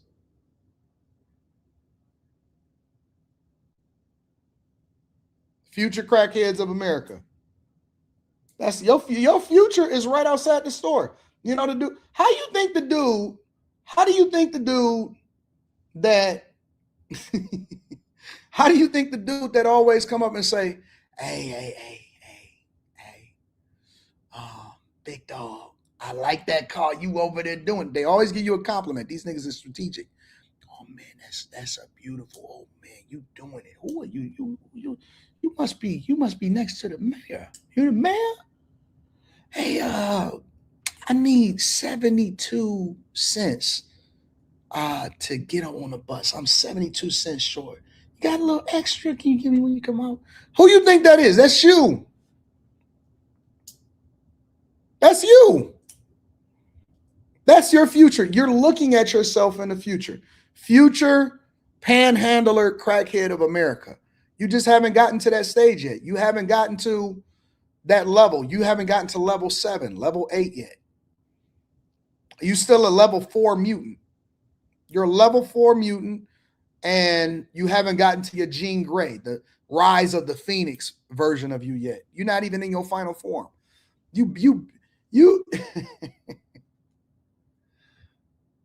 you're not in your final form yet. You still working on it. You still getting to it You know, you said, but AD, why only 72 cents? Because they know if they throw some, because nobody has exactly 72 cents. So if they throw an obscure number, it looks like, oh man, I'm really in need. But they know you're going to give them at least $1 if you're going to give them something. You're not even in your final form yet. I seen your final form. I seen your future. I seen your future. I seen you. I see a lot of people's futures. Oh man, I see their futures. Oh my gosh. It's so great. It's so great. I can't wait. I got my list of enemies.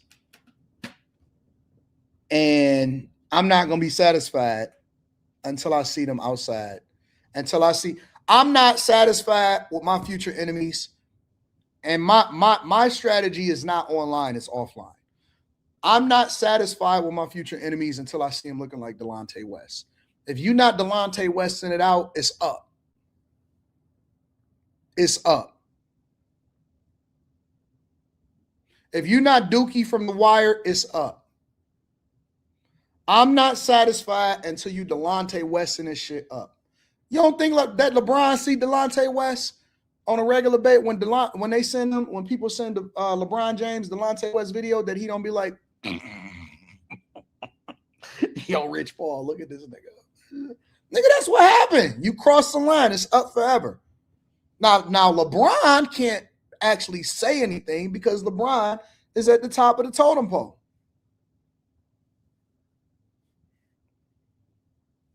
LeBron is at the top of so LeBron can't say nothing. But if you don't think that LeBron is waging a proxy war against allegedly, this is my opinion.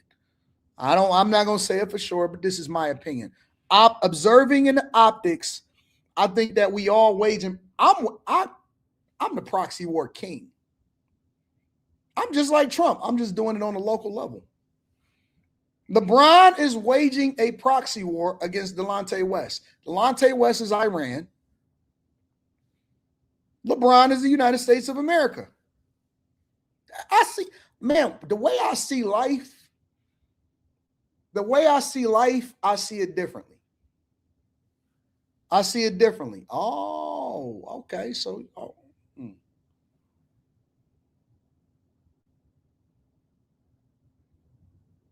I want my enemies to be Delonte West. I want them to be Dookie from The Wire. I want my enemies to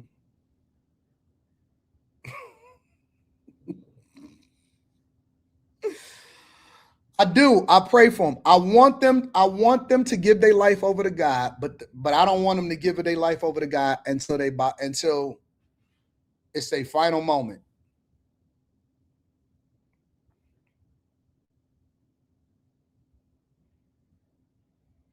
Till it's their final moment.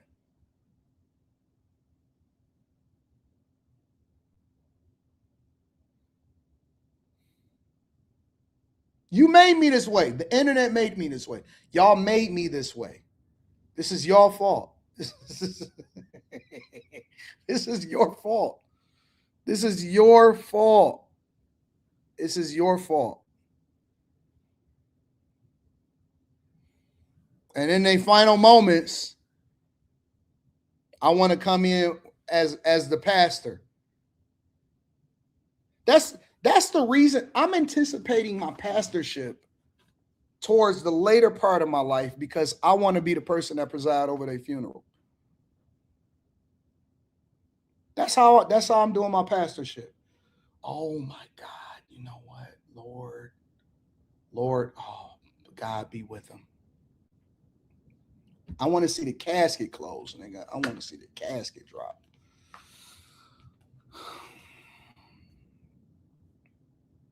Anyways, make sure you guys hit a like for the algorithm, subscribe to the channel, and turn on your notifications.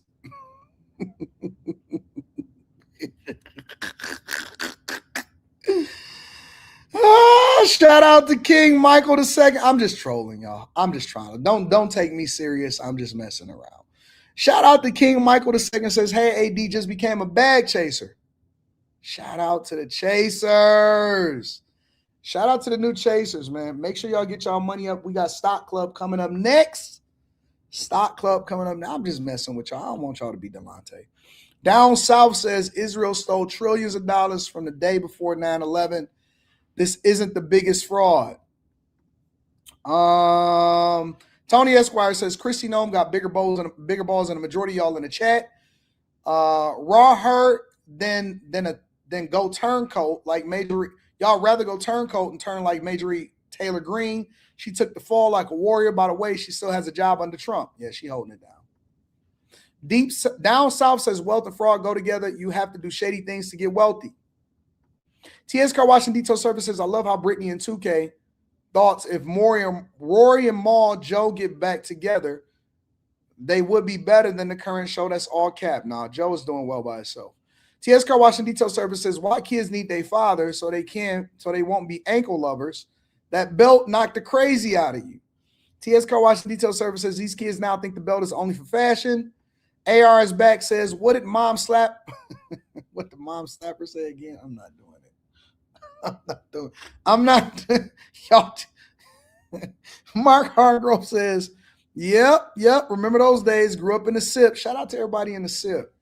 Jason Jocelyn in the building says, how does Americans benefit for illegal stealing cash? They don't. That's the whole idea. Unless you in on the take. Curtis Taylor says, just invest in USO and enjoy the uptick. I'm oil. Jason says, I can tell that a lot of people know of stocks, but clearly has no idea of futures. That's how it goes up so fast. We know what futures are. I don't look at prices not walking. The Wade report says, Brother Anton, when you cut off 1/5 of the world's oil supply overnight, markets react instantly.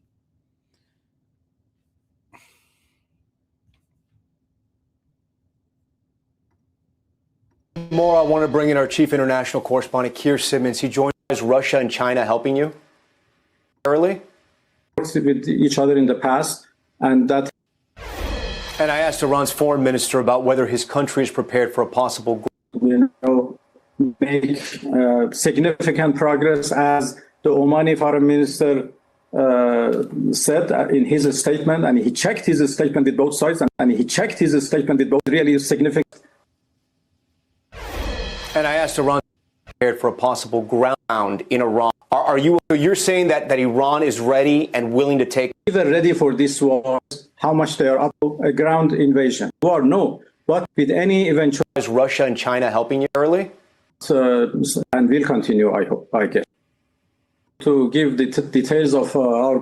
Keir Simmons, he joins us from the region. We have not done yet, and but the strait is, the Hormuz hasn't been closed. Assets, and they have enough military bases in military installations, so we don't need to go beyond that.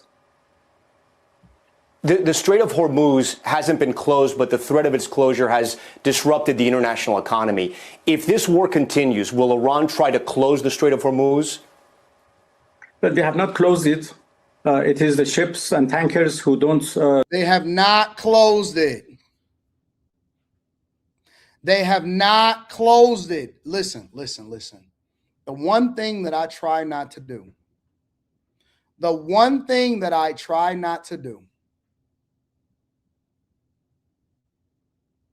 Is I try not to speak based off of rumor and talking points. If you go and you research whether or not the strait is closed or not, it isn't. It's not. Now, we can have conversations about other forms of manipulation when it comes to oil prices, but that is not true. The strait is not closed. The strait is not closed. The strait is not closed. All right? So y'all got to stop using talking points and go and do your own research.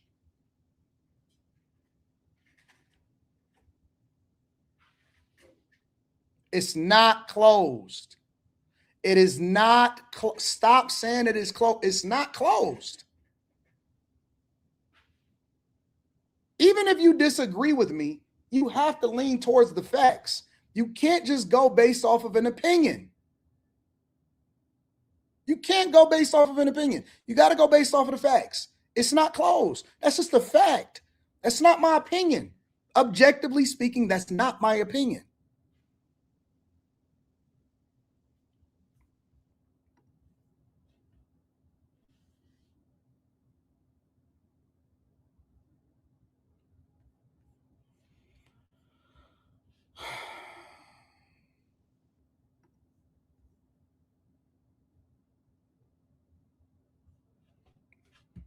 This is why, and this is why I don't argue with people just based off of what they think. I go based off of the truth. Lamar on there says, what about the trucking companies that's telling their drivers only to fuel what's needed? What trucking company said that? Listen, I can't base it off of what.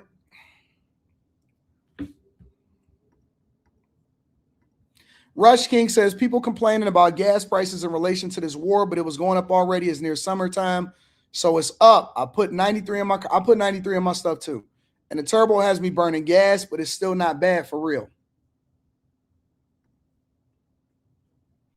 TS Car Washing Detail Service says I need 50 cents for the tall can.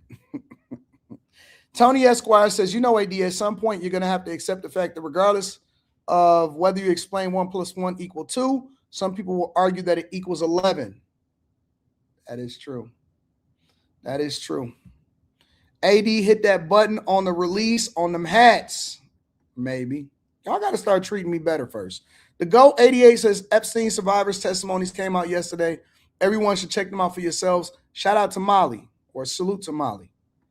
Escobar says, watch your Iman Shumpert take. What should we leave for our kids at a minimum?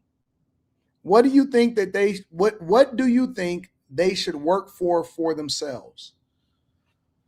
I think it's important, first of all, for you to ensure that your kid don't have no student loan debt, that your child has some place to stay, that they don't get kicked out at 18 years old, and that they can still mature during their adolescence. And I think that their adolescence, I ain't gonna say their adolescence, but their growth still happens all the way through their mid-20s, right? So when you say leave an inheritance, I don't think that your kids should be getting married in debt.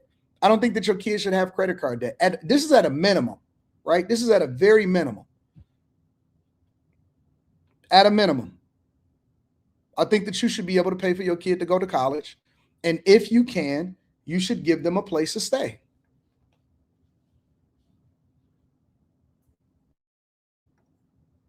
That's my opinion. Greetings, Sir Lord Anton. Happy Friday to you. What up, Crimson? What up, Crimson? What up, Crim? What up, Crim? Hey, baby girl. Let me see. Y'all said I should sell helmets and hats. All right, let me go and look at that. Make sure you hit a like for the algorithm, subscribe to the channel, and turn on your notifications. I kind of want to jump around.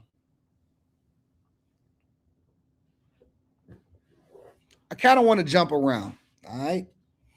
Let me jump around a little bit. I want to revisit a conversation that we had yesterday. Well, you know what? Yeah, let's go ahead and revisit this conversation. Because I said that I was going to talk about it, and I didn't talk about it, but I'm going to talk about it now. San Francisco is laying off city employees. We got to go across the country. I told you all about Chicago yesterday and how they got a credit downgrade. And now the San Francisco mayor is talking about how you want to lay off a lot of the employees in the city. Make sure I hit a like for the algorithm, subscribe to the channel, and turn on your notifications. The mayor is calling on his department heads to cut hundreds of jobs as the city faces a bleak budget forecast. So a report last month from the city's budget office found San Francisco is staring down an $877 million deficit over the next 2 fiscal years. And Lauren Toms reports that means difficult decisions ahead to help close. Staring down an $877 million deficit over the next 2 fiscal years. And Lauren Toms reports that means difficult decisions. What did I tell y'all about these cities and how they was going broke? What did I tell y'all about the? I know. Listen, y'all sat there and y'all said, "No, Anton, it's not a real thing. The cities ain't going broke. All of this other stuff." And I've been telling y'all for years. I'm gonna keep telling y'all. I'm gonna keep warning y'all. I'm gonna keep telling y'all, and I'm gonna keep on having a conversation. I've been warning people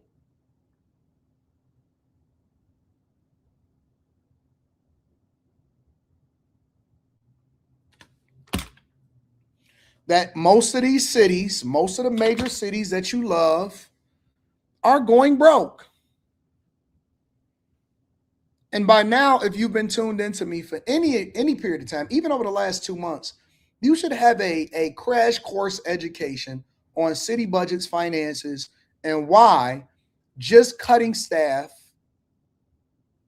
and making it a smaller government alone is not going to save them. It is not going to save them. So while they walk around with an almost $1 billion budget deficit, do you know who's going to suffer? Not only in the form of layoffs, all y'all that work for the cities and stuff like that, you know who's going to suffer? The people that actually get services from the city. Services can mean anything from police officers and responses to water treatment, to trash pickup, to infrastructure updates. Anything service related from the city, you will suffer. The people will suffer. 100% they will suffer. Absolutely. You will suffer 100% of the time.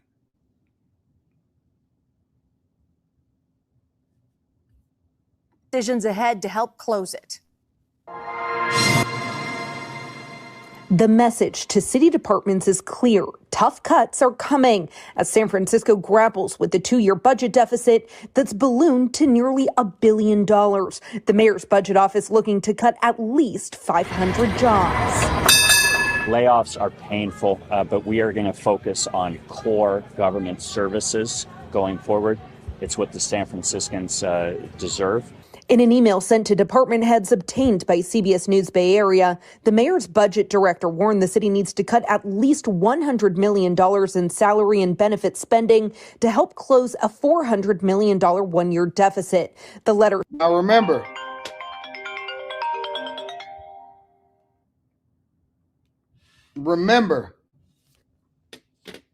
it doesn't close the deficit. It helps close the deficit. So you don't actually fix the budget deficit. You don't fix the income problem. You don't fix any of that. What happens is they're helping to close the budget deficit, but the residents and the people in San Francisco and the property owners, y'all going to have to pay more property taxes. You're going to have to pay more property taxes. It doesn't change the problems that y'all have. Fundamentally, you guys still are in trouble. Says, quote, meeting this target requires eliminating filled positions. It directs the department to revisit its staffing levels and spending and respond by March 12th.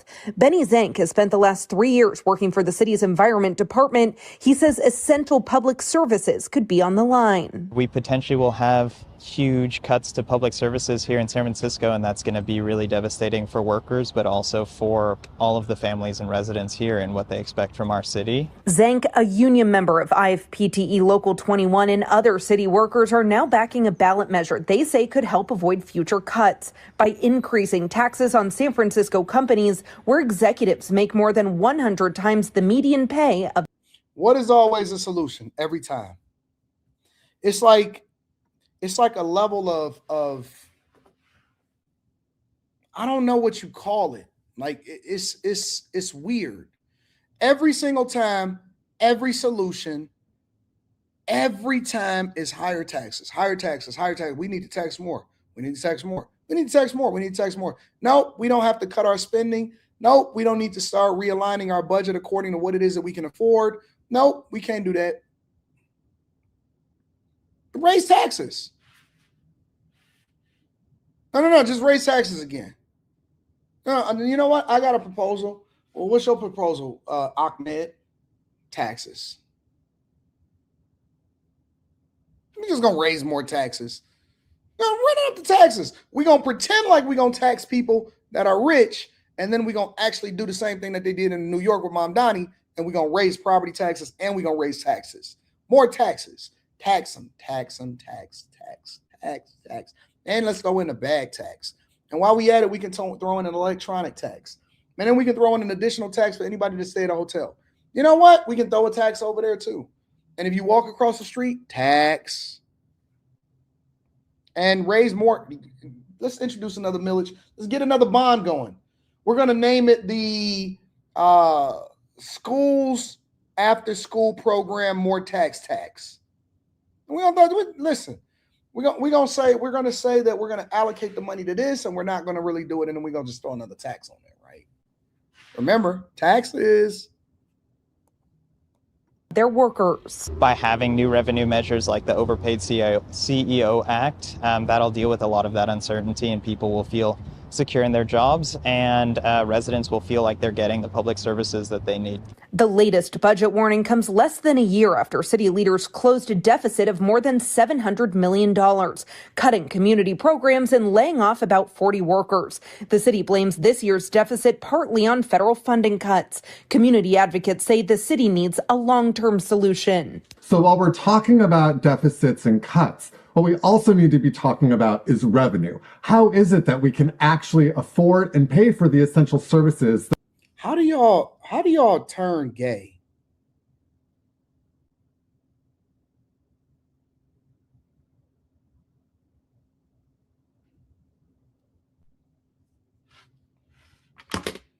And it's always older white men. Older white men be on some shit, bro. Honestly, man. I know, it's Friday, so we're going to derail this a part of the show. I was in the line to check my luggage yesterday. I couldn't believe it because it was 3 other white men that was waiting in the Sky Priority line. And there was 2 sassy men that was up there. And the guy was like, it's because they're gay. And I was cracking up. I was laughing so hard because I never heard nobody talk that openly in public nowadays because it's almost taboo. I seen 2 guys, and one of them had their hand on the other one's back. And I was like, how? That has to be a demon. It has to be a demon. Bro, that has to be a demon. To have a full beard rubbing up against another man's full beard has to be demonic. That has to be a demon. Women love running their hands through men's beards.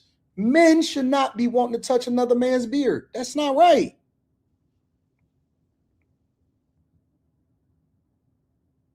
That's crazy.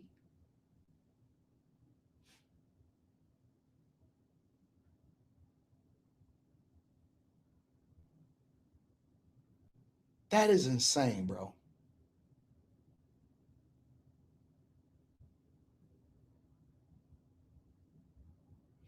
I'd rather off myself than let a man take me. I'd rather off myself, bro. You gotta die. You gotta die. You have to go down. You have to be. You cannot breathe. You're never going to see the end of what your lifespan would have been. Ain't no way. Ain't no fucking way. Man, that's crazy.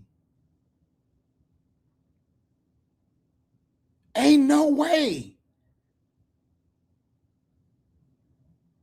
It's got to be up. It's got to be up. How do y'all get this way? It's got to be up.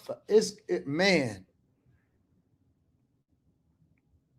This is crazy, bro, what we seeing out here in this. I'm sorry, y'all.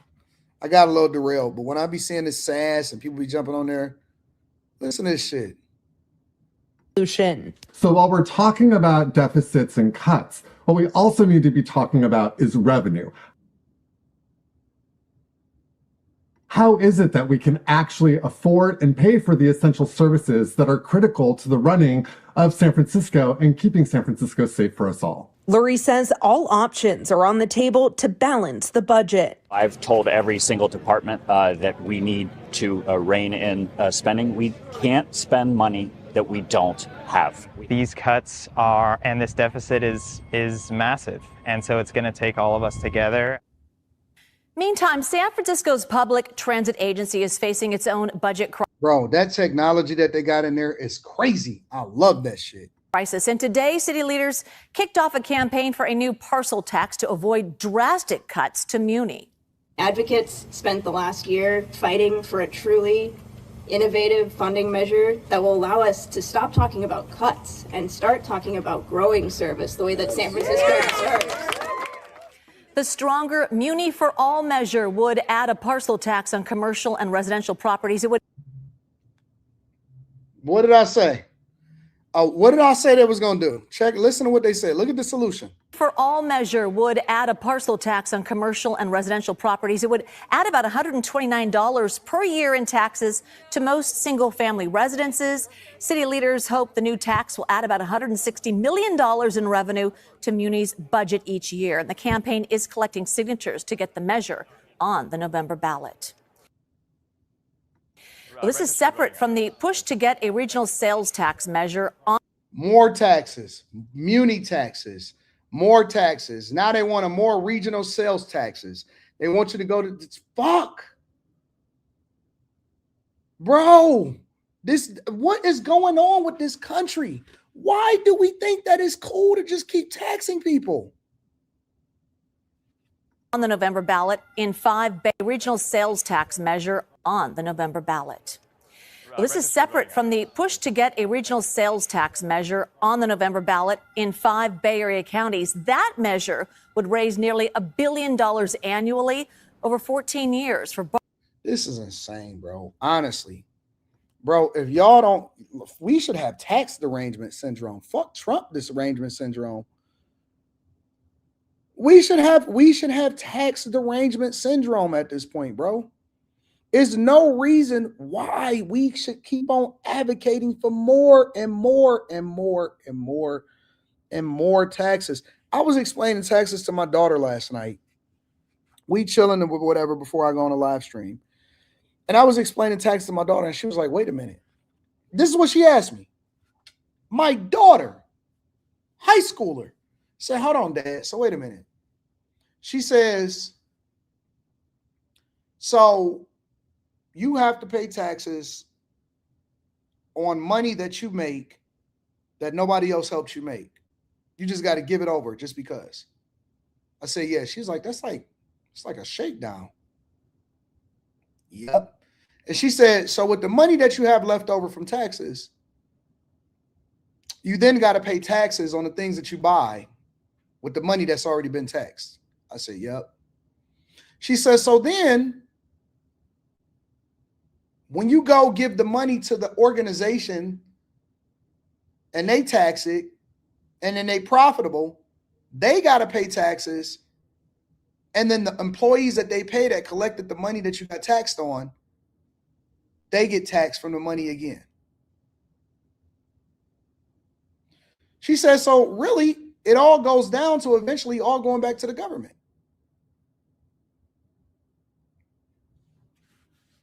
Basically.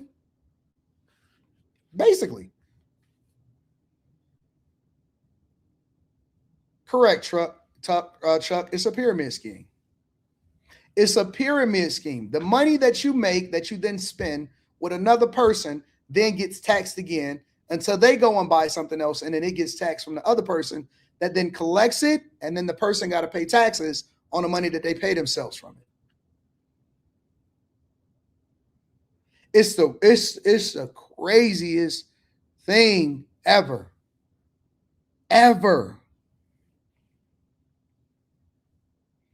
When I gave her house, right? I went and gave my daughter her house. And she had to, when I deeded it over to her, because it's completely paid off and everything, right? So I gave her house or whatever. And she had to actually go down to the city and the assessor's office to change the name on the property into her name, right? And she was like, wait a minute, I don't understand. She said, y'all gonna send me a tax bill? They say, yeah. She said, but the house is already paid off. But you got to pay property taxes. I said, welcome to what it means. I said, this is why you want to stay a child as long as you can. I said, you got the rest of your life to deal with this foolishness and this bullshit. Somebody said, yet you're telling people to get their money up so they can pay more taxes. No, I'm telling people to get their money up so I can show you how to minimize. That's bag chaser conversation. I'm not going to get into that. I'm not going to get into that. I can tell who's who because they don't understand the reason why we in real estate. They don't understand exactly why I tell people it's important for them to get into certain businesses in real estate. But that's okay. It's okay. You don't know any better. We got to have Dusties inside of the chat. It is what it is. Make sure you guys hit a like for the algorithm, subscribe to the channel, and turn on your notifications. They don't know no better. They don't know no better. Give them grace. Give them grace. Hey, D, I'm thinking about coming. I'm not entertaining your foolishness, Lamar. It's Friday. Solution Trucking Channel says, what up, AD? I think you should only sell merch at the meetup so we'll have a special meaning to it. But we got 21,000 bag chasers, and I want to make sure that all of them get them. I figured it out. Shout out to Caleb, says bag chasers just joined. Any videos on restaurants? Videos on restaurants? If you want me to do I don't know, it's a bunch of videos. There's some older videos on there.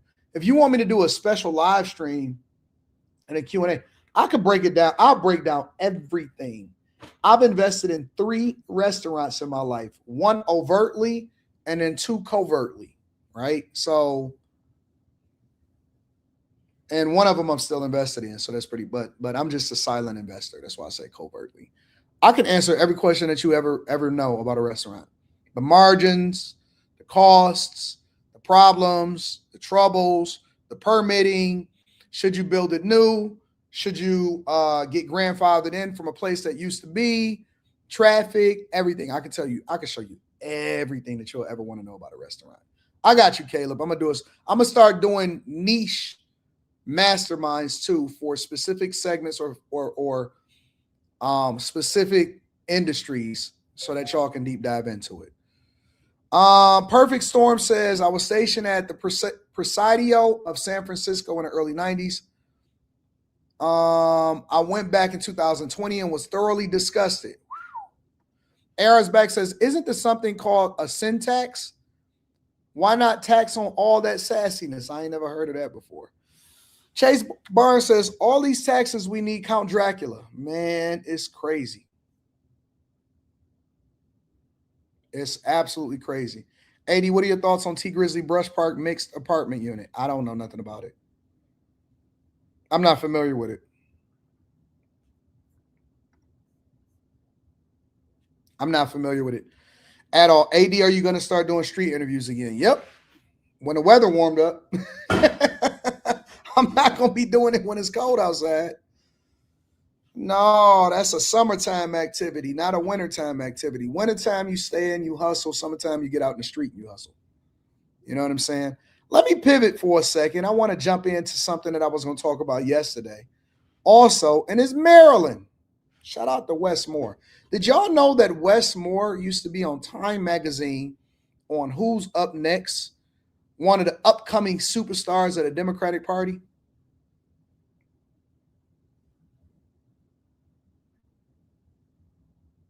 Did y'all know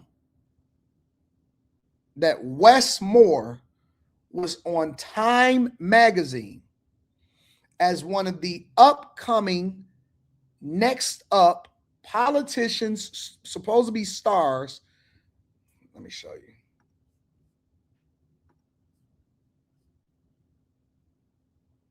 I'm not sure if it was a cover, but he was on the Time 100 of Time Next 100 Next. Yes, he was. Yes, he was. He was on Time 100 Next. This was in 2024.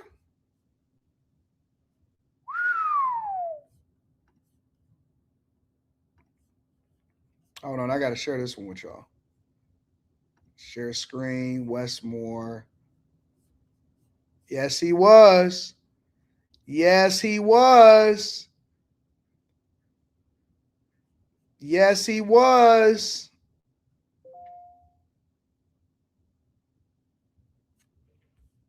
Yes, he was. Westmore. He certainly was at the top of it. Time Magazine, Westmore on their next 2024. Yes, he did.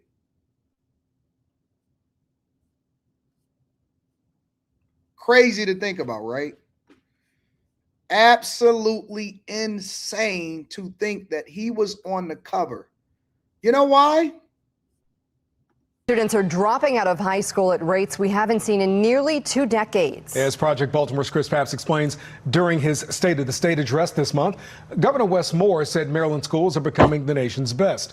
So the question is, why are more students leaving the classroom? Maryland is delivering on our promise to have the best public schools in the entire country. That was Governor Wes Moore 2 weeks ago, delivering his annual State of the State address, where he told taxpayers that Maryland public schools are improving. Where this year we are proposing a historic $10 billion for our public schools. These are targeted investments that will deliver real results in our communities. Maryland taxpayers certainly have increased their investments in public education.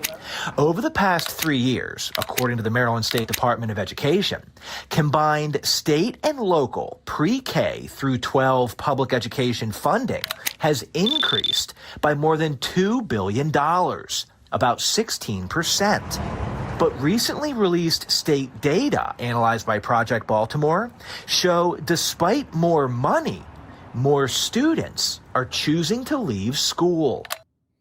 Y'all got to start questioning these people and finding out where y'all money is going. In 2021, Maryland's 4-year high school dropout rate stood at 7.4%. From there, the dropout rate began to steadily increase. By 2025, the dropout rate had surged to 9.9%, a 33% increase over 5 school years, and a 13-year high. How are y'all not disgusted? How are y'all not disgusted? How are y'all not disgusted that y'all are dealing with a 13, 14-year high and kids dropping out of school, yet they continue to act like they're actually spending more money than ever on schools?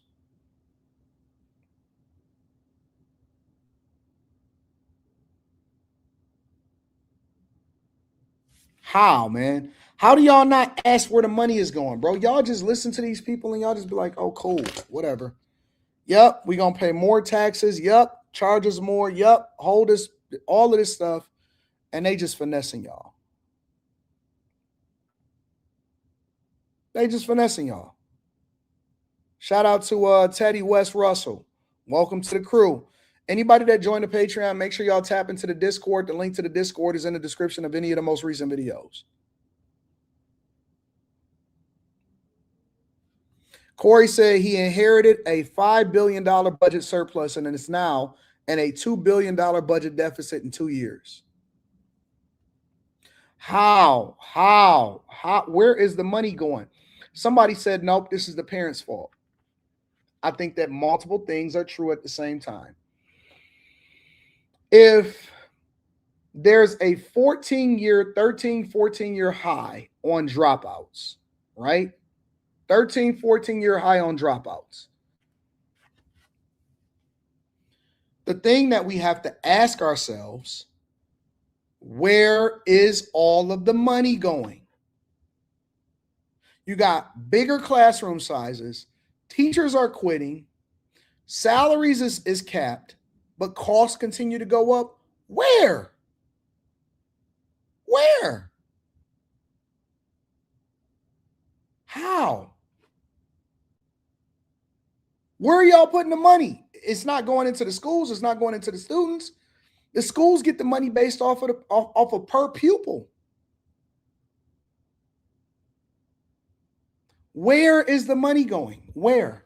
Because y'all paying some of the highest taxes in the United States of America, and y'all still in a budget deficit, and y'all taxes is going to go up, y'all property taxes. Remember, listen, I'm so tired of saying the word taxes. I don't know what to do. What I'm asking is, where is the money going? Who is getting all of these billions of dollars every single year for these schools?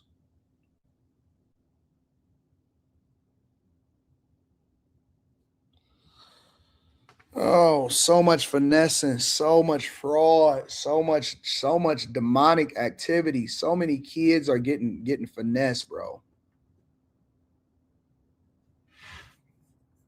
Well, it's always a problem when you don't have children at school. Dr. Carrie Wright is the Maryland State Superintendent of Schools. She told Fox 45 News there's many reasons why students drop out of school, and each local school system needs to address the needs of their individual students. What we're trying to do is to let superintendents know that we're here to help them however we can. Schools in the Baltimore region are seeing some of the largest increases. Baltimore City Schools has the state's highest dropout rate at 20.8%, the highest in 15 years. Baltimore County's dropout rate is 12.2%, a 14-year high.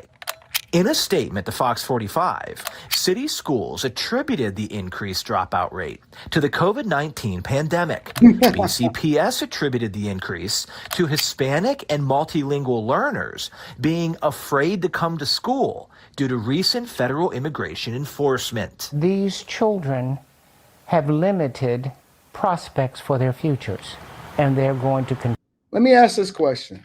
So, if they're not, how are we paying for illegals? Because the only reason that they will be afraid, which I think this is all a lie, but because we still throwing the money out there. How are we paying to educate illegals? This is insane, bro. This is absolutely insane. And I'm just disgusted. I'm aggravated. I think it's disrespectful to the American taxpayer. It's evil. continue living probably in substandard conditions and in poverty. When you come to schools, though, Dr. Barbara Desmond, the former education chair of the Maryland State Conference NAACP, told Fox 45. Yo, that's what my teachers used to look like back in the day. It was a big gap. This is what my teachers used to look like back in the day. Wasn't no distractions, wasn't none of that. Now, they may not have had her personality because she seemed a little passive. But my teachers, our teachers back in the day, this is what they used to look like. Mr. Daniels, you know I'm going to be calling your mother today. And I've been thinking to myself, joke's on you. She not home. She at work. Mr. Daniels, if your mother is not home, then we're going to go ahead and call the alternative number. We're going to call your aunt. Fuck. Shit. But you had to maintain a strong presence. And the inside, you dying, but on the outside, you like, I don't give a fuck. I ain't tripping off of this. Huh. You know what I'm saying? I'm still saying me. Ain't that right? Yeah, dog. 100%. Yeah, dog. Don't fuck around with these ops, nigga. We cool. Nigga, inside, and the inside, I was like, ass beat when I get home. What am I thinking? I hate these niggas. Always getting me in trouble. Whoa.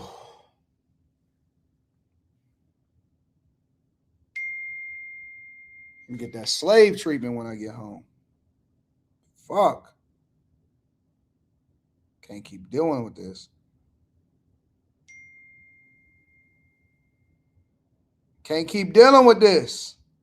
I'm stressed. I'm stressed. I've been stressing. I've been stressed since elementary school. I always had this pressure on me. Shout out to Mrs. Brunner. Shit, Miss Brunner, all of y'all. Shout out to y'all, man. I was stressed. Hey, man, I'll holler at y'all. I got to go talk to my moms real quick, man. Get this settled. Shit. As soon as you get home. So you were showing off for your friends today? You've been showing off for your friends, son. No. I wasn't showing off. No. I don't know why she said that. Don't worry about it. Get the strap. No, listen, I promise you I'm going to get myself together before I get back to I promise you I'm going to get myself together. But no, on the real though, I'm going to keep it 100 with y'all. My problem was never getting in trouble on no like being bad type shit. That wasn't my problem. I never ever I wasn't a bad kid on that type of time. My problem, every time I ever got it, you know what? I should have known. I should have known better. Because every problem that I'd ever had in my life since elementary school, it was for these funky hoes. That's how I should have knew who the ops was. But see, I thought the internet was different. I should have already knew who the ops was when I came on the internet. Because every time I ever got in trouble for high school, middle school, elementary school, it's these fucking hoes, bro. It was always a girl. It was always a girl that got me in trouble. Always a girl that got me in trouble, man. Every single time. I remember one time the police picked me up, skipping school. Police picked me up, skipping school. And I was on my way to go meet up with a girl. Fuck. That's what I get for dealing with these broke hoes that go to Mumford. Shout out to the Mumford Mustangs, man. Fucking Mumford Mustangs. Every time. I was going to Cass Tech. It was no reason for me to have to get into. It was no reason for me to even be going to meet with her. But I met this chick. And I'm like, skip it. You know what I'm saying? We just going to skip on Friday.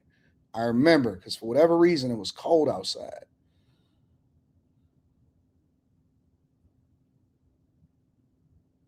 It was cold outside.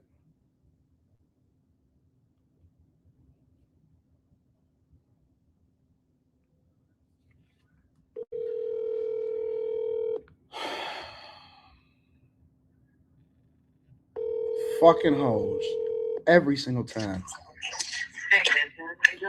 Hey, I'm on a live stream. What, you busy?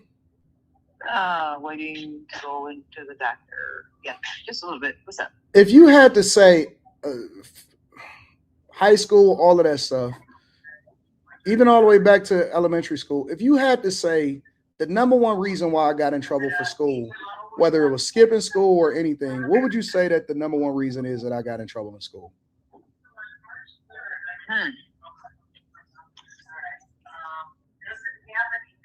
Number one reason.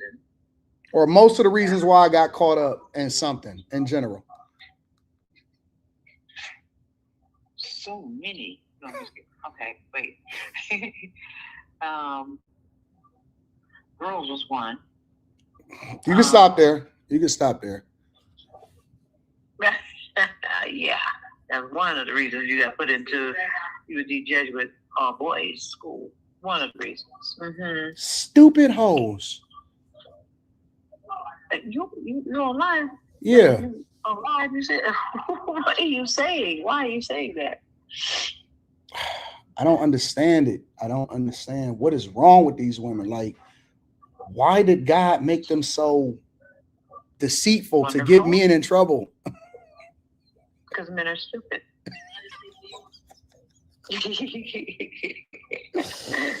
And so just go to show how stupid they are. They blame women for their stupidity. So they could keep going. But even then, even in high school, even in middle school, even in all of these situations, they were always a distraction. Of course. That's where your strength comes in, to resist. Mm-hmm. And women can take down a whole country, can take down the world, the land, because men don't have the balls enough to stand up to them. We do stand. Resist. We do stand up to them. Okay, so go back to the initial question. What was the reason? You said the You got reason. told? What was it? Stupid hoes. No, you being stupid. You know what? What is your subject there, sir? Oh my God. I feel like I got more whoopings over hoes than anything. You did. You did. I always got whoopings over these stupid, funky hoes. And what did that have to do with the women? You got whoopings because you were stupid and wouldn't do what you're supposed to do because women were created. Okay, Diane. Kick yourself. Bye. Bye.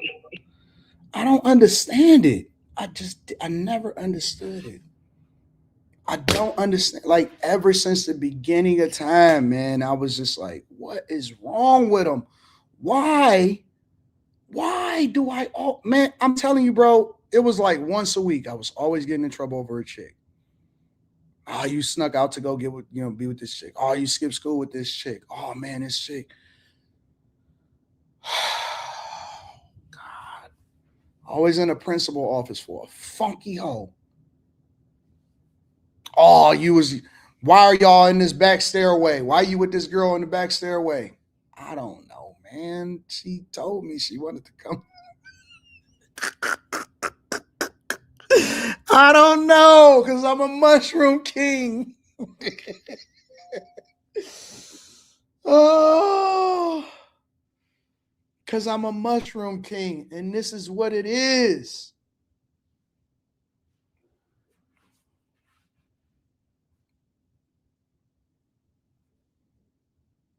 I'm 43 years old.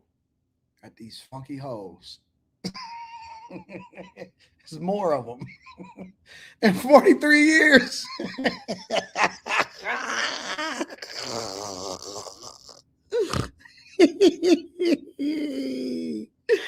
In 43 years. Still dealing with these funky bitches. You know what I'm saying? And not every woman is a bitch, and not every woman is a hoe. But a lot of them are. Some of them aren't. Can't understand it. I don't understand it. Oh, man. I just don't get it, bro. I don't get it. It's such a weird dynamic. Anyways, dropout rate. Limited prospects for their futures, and they're going to continue living probably in substandard conditions and in poverty. When you come to schools, though, Dr. Barbara Desmond, the former education chair of the Maryland State Conference NAACP, told Fox 45 News, yes, the reason for the dropout rate increase is not external, but rather internal. She says the school systems are failing to properly educate students who get frustrated and drop out. These children go through school year after year failing. Why go to a place that makes you feel bad about yourself? I don't think that it's a matter of simply, frustration is just too easy a thing to kind of pin it on. Right, told Project Baltimore, it's too easy to blame rising dropout rates on frustration due to a lack of educational success. She said her department is hearing from local school systems that the Hot Candy says, no respect for women is bad, AD. No, I think that women didn't. Listen, it's a difference between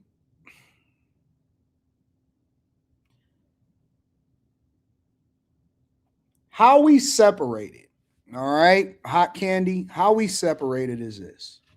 The same way that I say that there's a difference between black people and black culture, the same way that I say that it's a difference between real men and the sassy ones, the same way that I say that it's a difference between liberal, white, apologist, middle-aged women that are destroying this country and dope conservative women, is the same way that there's a difference between the hoes and the women. This has nothing to do with respect for women. We love women. That's why we still keep getting in trouble over them. Because sometimes, a lot of times, we forget that some of the women are hoes. So You have to be able to separate the two. You have to be able to separate the two. And that's what I said. I said there's a difference between the women and the hoes. Sometimes we get it mixed up and it becomes interchangeable. This has nothing to do with women. This has everything to do with the hoes.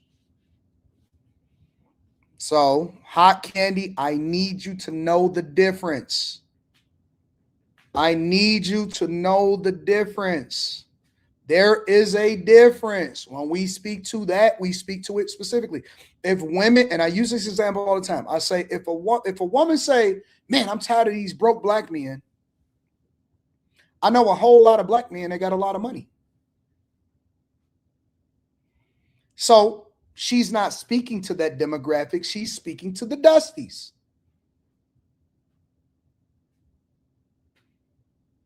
And most of the women in the chat, overwhelmingly, they understand the difference. They understand the difference. I shouldn't have to explain. We're too grown to still be having to explain this, though. We're too grown to still have to explain this. You should know the difference between a hoe and a woman, a broke dude and a rich dude, black culture that is toxic and black people, liberal white apologists and conservative cool people that actually know what they're talking about, strong people versus weak people, sassy people versus masculine people. You should be able to know the difference. We should not have to break this down.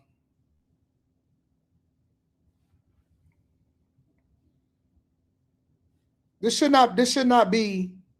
That's why I was always confused a lot of times when black women say, oh, he hate black women. No, I hold women accountable that's not doing the shit that they're supposed to do. How can you hate it? How can I hate where the majority of them work for me? How can I hate something that the majority of them actually benefits from me?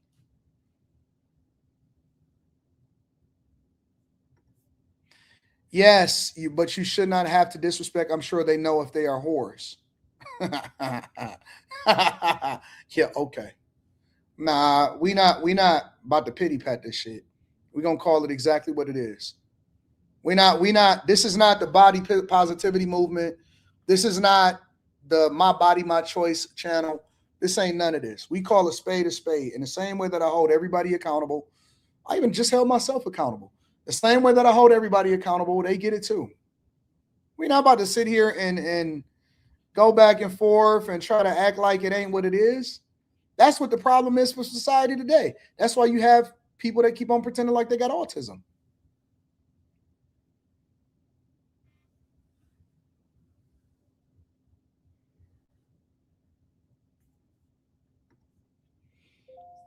I just never disrespect men. God bless you. I love that for you. Ain't that what the women say? I love that for you. Let me ask you a question, Hot Candy. If a chick is out here intentionally finessing men, for example, I'm going to use one of the worst examples, and she sleeps from man to man, and she cheats on her man, and she does all of this other stuff, and she destroys households, and she giving guys diseases, and then she's intentionally trying to get pregnant from a guy so that she can finesse him for the 18 years. Would you call her a respectable woman, or would you call her a hoe?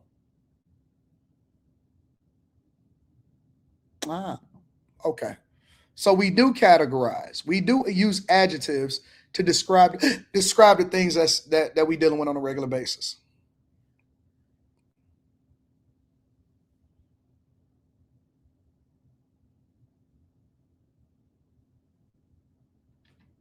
If you dealing with a guy and he's disrespectful, guess what? He's a disrespectful guy. If you dealing with a man that beat women, guess what? You dealing with an abusive man. Like, why are we trying to put lipstick on a pig?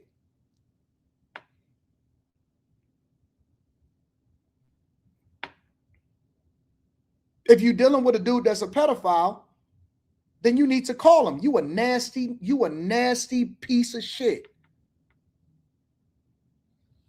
You deal with it and you call it accordingly. If you deal with a dude that put his hands on women on a regular basis, you an abuser. You feel comfortable putting your hands on women, but you don't feel comfortable putting your hands on a man. You need to call it out for what it is. Stop trying to pity pat this shit and stop trying to act like it's not what it is.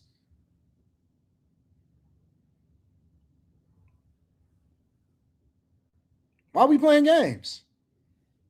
And contrary to popular belief, Hot Candy, we love the hoes. we love them. That's why we be in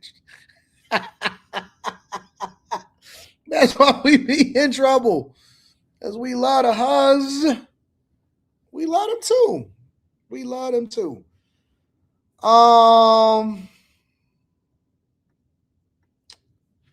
Edgar says, what up, my guy? What up, big dog? Says I'm buying all of the crypto I can while the masses is being distracted. That's a good idea. I don't disagree with that. What a time to be alive. Stay blessed, homie. Much respect. Shout out to you, big dog. Teddy Russell says, member of the bag chaser birthday gift. Shout out to Teddy. Shout out to Teddy. Truancy officers and vans, me too. Same reason. Man, it was crazy. You see Quavo owe 3 M's in taxes. Pray for him. Pray for him. I think that taxes is illegal. I think that taxes is one of the most, man, honestly, bro, I do. I genuinely do. I think that it should be illegal the way that they're doing people in this country. High Tolerance says, different era, big dog. It used to be a time when street dudes and the D-boys promised mama to at least walk the stage, bare minimum. Whatever happened after that was a positive. That's true. That is true. That is 100% true. All right. Speaking of the hoes, I do want to get to this right here. We talked about it a little bit last night, but I wanted to get a sample size from former NBA players, and who better to get than Kendrick Perkins, Richard Jefferson. This is what they had to say about the Atlanta Hawks pushing the Magic City night in the NBA. Make sure you hit a like for the algorithm, subscribe to the channel, and turn your notifications. I am going to side with Luke Cornett. We can be Magic City. Everybody has the ability to do whatever they choose, spend their money how they choose. But the NBA, the brand, the logo, like they're let's just say this. I think that the NBA can partner with whoever they choose. But I understand what Luke Cornett is saying, especially at a very delicate time in, you talk about women's rights. But women's rights is also, the ability to go do that, right? To be on Playboy, to allow, that's what that empowerment movement has a portion of. That's not all of it. There is a portion of that. And so to look at this and say like, hey, we want to do it, there's going to be kids at the game. Again, these are things that like 5, 6, 7. I just think that to me, if I'm taking my kids, my 9 and 11-year-old kids, that's not what I want to be introducing my kids to. That's just me. I can respect somebody else's opinion without arguing with them. What you do for your kids is different than what I do for my kids. But for me personally, I would not take part in that. I understand what that is. I don't let my kids watch PG-13 movies, So, but that's kids are 9 and 7. 9 and 11. Sorry, right? They get but my point is more of this. How you choose to spend your dollar, what you choose, but do I think that the overall brand of the NBA should be having gentlemen clubs nights? That's 1970s basketball, right? That's what was the Will Ferrell movie?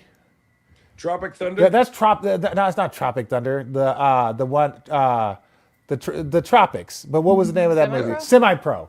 Look at you! Holy shit! Look at you! Wow. For the first time ever.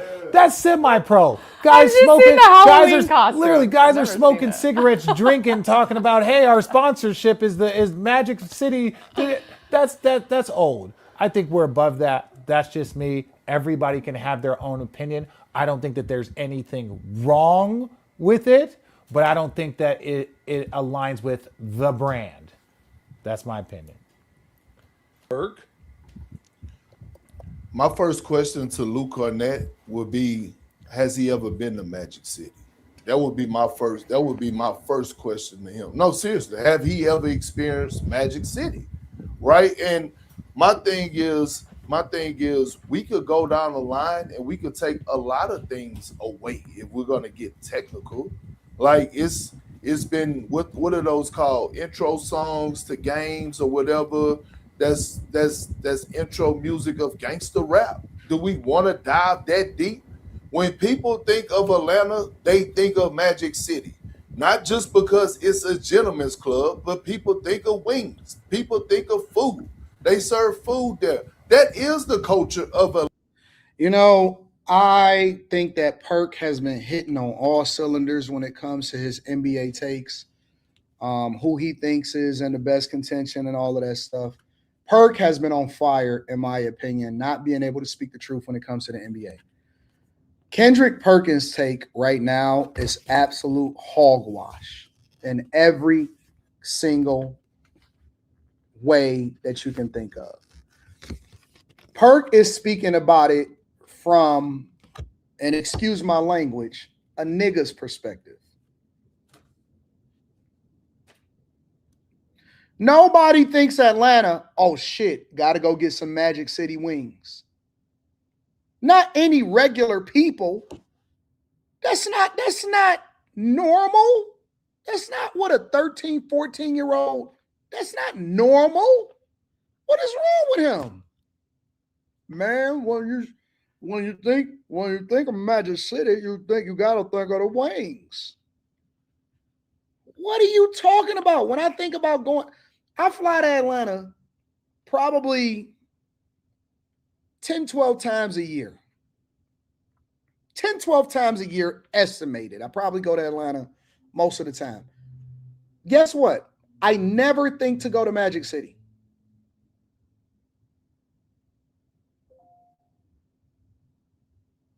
I never think, I'm just keeping it 100. I never think to go to Magic City.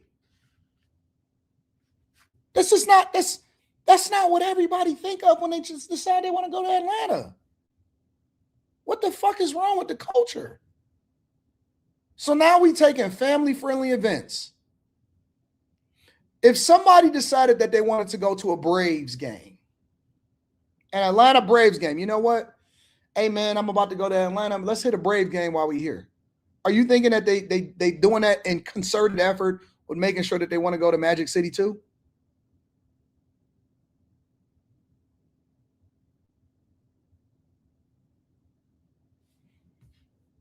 Oh man, you just hit every single cylinder. She says, when I hear of Atlanta, I think black people, gays, and a busy airport.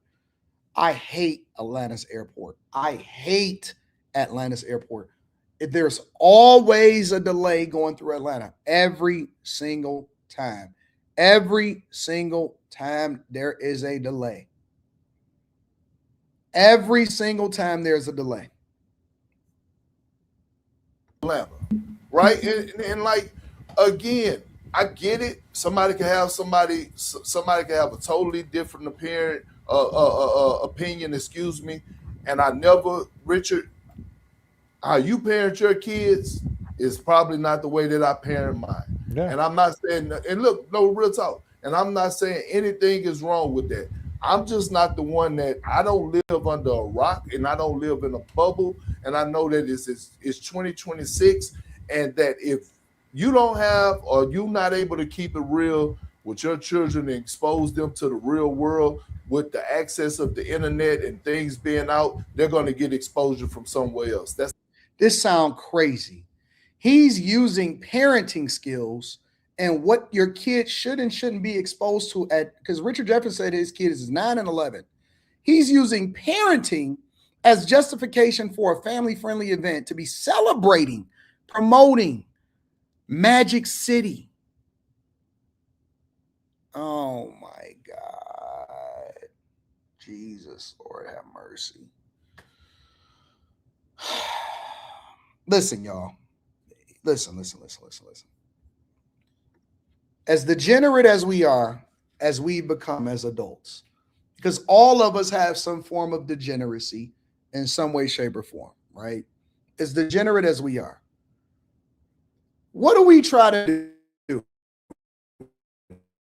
we're trying to hide the world from our kids, but we're trying to teach them how to be better adults, because the goal is supposed to be, we want your kid to be better than us. We know that our kids are going to have regular grown people, adult problems on a regular basis. But what do? You try to talk to them about it. You try to prevent them from falling into the same traps that we fell into. Right? That's the whole idea of being a parent. It's not that they should be able to do the same thing that you did because you did it. It's that you want to teach them not to do it because you don't want them to go through the same bullshit that we went through. And this world is already overly sexualized. So now we go into family-friendly events. This is the same thing that I was complaining about when it came to movies and when it came to sitcoms, right? I hated the fact that I could never find a sitcom, even my favorite series of all time. My favorite series of all time, The Wire. I hate the fact that they had to make one of the main villains gay. Why did Omar have to like boys? Why did he have to like men? Why? Did that improve the storyline? Absolutely not. Would the series have been just as good if Omar didn't kiss a boy? Absolutely. There is no series, there is no sitcom, there is no movie where they at some point don't try to put some kind of propaganda in there to condition us to that's what we used to complain about. I used to complain about this shit all the time. Like, damn, I can't watch nothing. Just nothing wholesome where they just show regular stuff.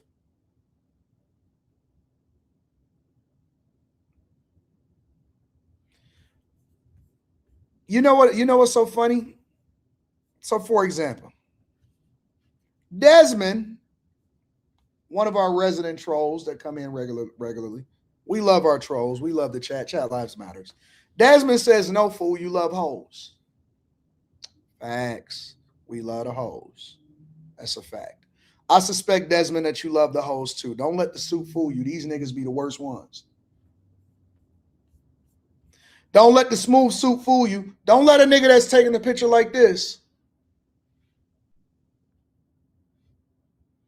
fool you. Them niggas is the worst. They the worst ones. All day long. All day long. These are the, yeah, it's probably AI, but it's okay. They're the worst ones. These niggas, they can't wait to go on a conference so they can go and trick off on some hoes out of town. Right? But here's the thing. Let's say you grew up in the hood, or let's say that you got this perspective, or let's say you grew up in a drug investment environment, or let's say you grew up around gang culture. What do we want our kids to be? We want our kids to be nerds, to be wholesome, upstanding, to love God, and to be wholesome human beings. Anybody that wants their child to do the same thing on the things that they wasn't the best at, to go down the same path, is a fucking degenerate parent.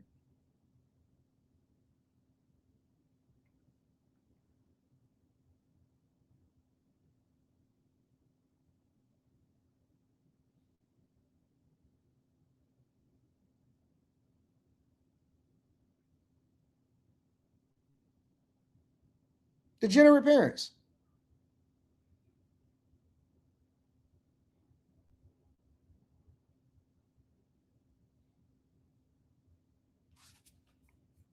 We cooked. We cooked as a culture anyway. It don't even matter. The kids part of things, right? But now the Magic City part of things, yeah, we joke and we laugh about it because people who didn't been there, which is probably majority or 100% of the guys that played in the NBA, because I've been there. You know what I'm saying? I done been there. Yeah, I done got the approval. My wife knows it. I ain't hiding shit. I done been to Magic City a few times when I touched down in Atlanta. Damn it, I couldn't win in Atlanta because I was in Magic City. See? That's why you shouldn't be there, nigga.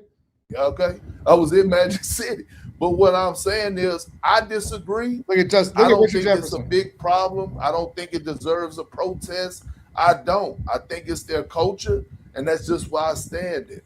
Well, real quick, I'm not going to dispute that. Again, you have sports betting. right? Shout out Fanatics. You got I don't agree with sports betting. What? Or at least the promotion of it. I don't believe that we should be promoting it to people in mass. If that's what you want to do as an adult, if people discover it on their own as an adult, that's cool. But goddamn, it's being pushed on every single platform in every single way possible. I don't agree with that either. We was having that conversation last night. We was having that conversation. Like, damn, I can't take my kid to a game without them saying, and go on FanDuel and all of this other shit. Sportsbook. You got Viagra pills, Cialis pills. You got all these things that they are pumping on every commercial and all the, like, they're selling boner pills on every commercial. And then they're going to get mad that Atlanta they're literally selling those. That's what they're selling. They're selling those pills. And then people are, I get it. Right? I'm just Somebody saying. said every pod is promoting sports betting and they paying bread. I'm not.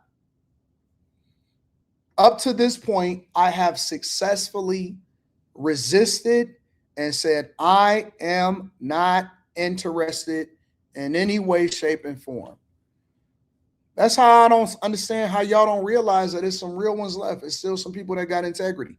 It's still some people that if they believe in something, regardless of whether you agree with them or not, they stand for something. Some of us still stand on business. Some of us don't. Now, it's maybe some other things that you may disagree with me on, but as far as that is concerned, I don't believe in pushing that in the culture. I done got a ton of and the Air Force is bigger and bigger and bigger and bigger. And I just can't in my mind, personally, I can't justify it.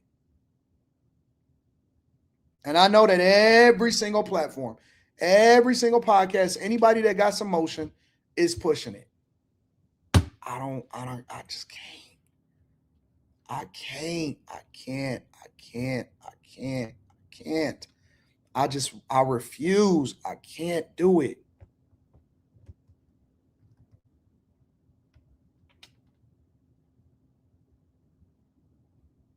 I can't do it. Shout out to AI Desmond. That for me personally, I'm not sitting up here. They do it. I'm not going to like boycott Atlanta. I'm not just like, but do we need it? That's just my opinion. But somebody that's from the South is like, no, Magic City is a staple. It is a historic cultural place. And look, a lot of music has come through there. A lot of music, like there's a lot of things. I know Magic City just isn't that. There is a lot of things that happen through the movie. Make what clear? Desmond, what is it that you know about me that I don't know about me? Because see, listen, I don't deal in rumor. I don't give a fuck about what a rumor is. All this is proven to me, Desmond, is that you a gossip girl just like everybody else. You're not a real nigga. You dealing with rumor. Anybody can paint anybody out to be whatever they want them to be. The truth is still going to be the truth regardless. Listen, show me somebody that got a picture or anybody. Show me anybody. Show me one person in the world. And again, I stand on this shit. I've been standing on this since the beginning. You can do as many live streams. They can do as many podcasts. They can do whatever they want to do. There's not one person, not one in the world, not one woman in the world has ever in life can ever say that Anton from AntonDaniels.com has ever did anything with them. Not one. Not one.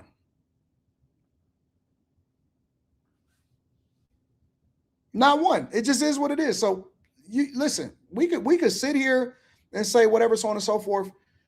Nigga, I'm pure as the white driven snow, nigga. It ain't a person on the face of this earth that can say anything. Ain't nobody ever say that I ever took no money from them. Can't nobody ever say that I didn't ever rob them. Can't nobody ever say that I ever did dirty business. Can't nobody ever said that I didn't sleep with their chick. Can't nobody ever said that I didn't did any of that shit. Don't mistake my trolling. What you see? What did you see? Tell me what you seen that was so cool. You ain't seen shit. You're just talking. Niggas just be talking. Ain't nobody got no, you ain't got no, niggas just be talking.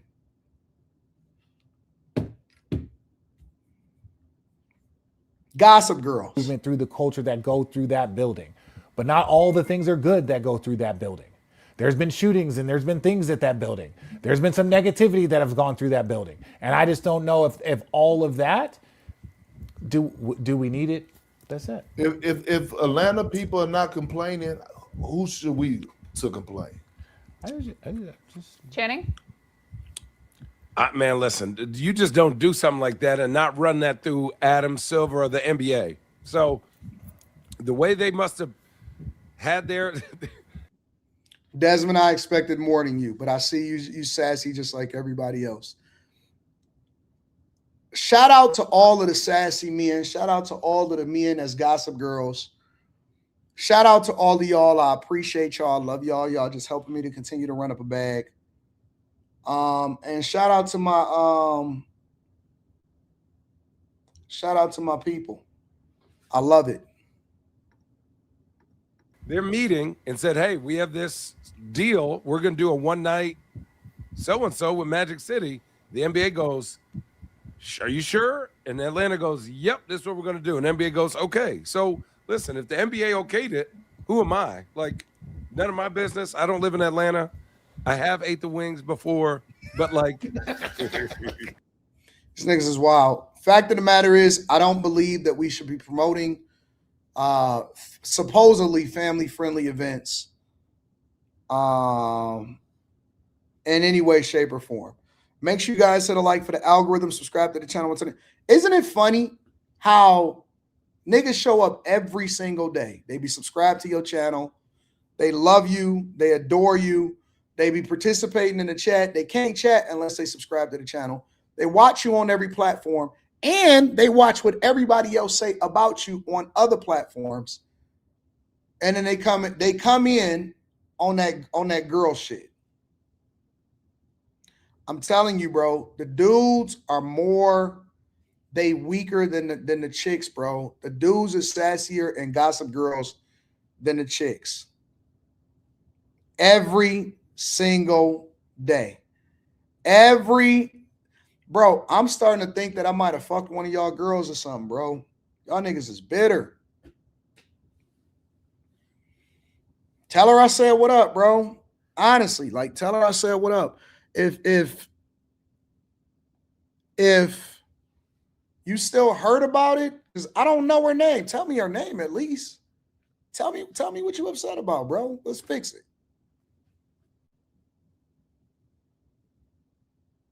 Let's fix it.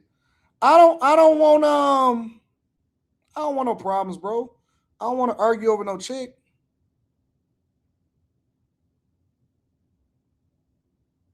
Let's fix it, bro. We can chop it up.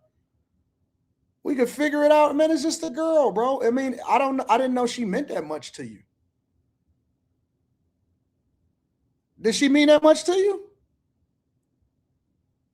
What's her name, at least? I might not even remember her. She may have gave me a fake name. She may have gave you a fake name. I don't know. She may have gave us both a fake name. What's her name, bro? At least tell me her name so I can know what's wrong.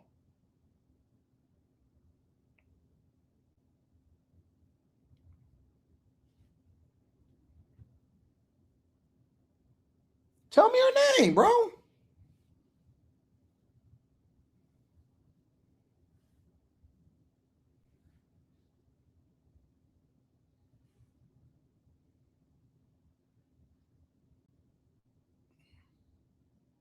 Tell me her name, bro.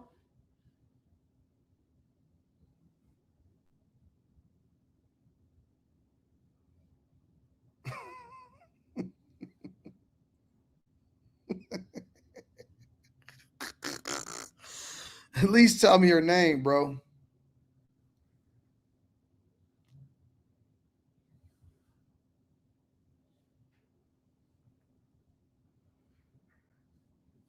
If you can't tell me her name, I can't apologize for it.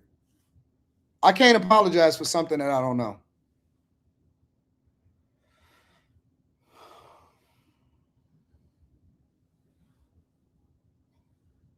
Y'all want me to let y'all call in? I'll let y'all call in.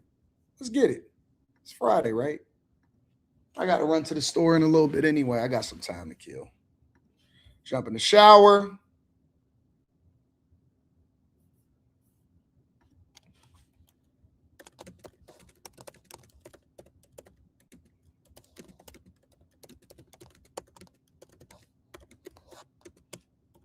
I don't want nobody that actually support me. I want anybody that got smoke. There you go. Tell me, call in. Tell me what I did to y'all. I'm going to leave the lines open for a few minutes. And if don't nobody call in, and I'm going to go jump in the shower and I'm going to go run out here in these streets a little bit.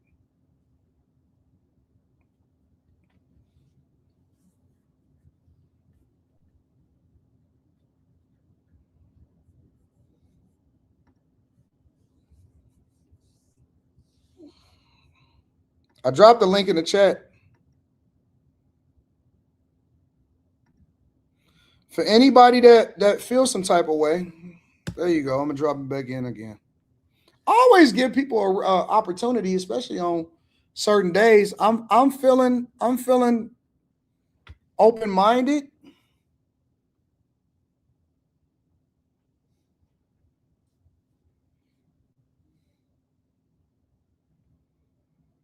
Y'all doing all of this. You're doing all of this typing. You ain't got to type.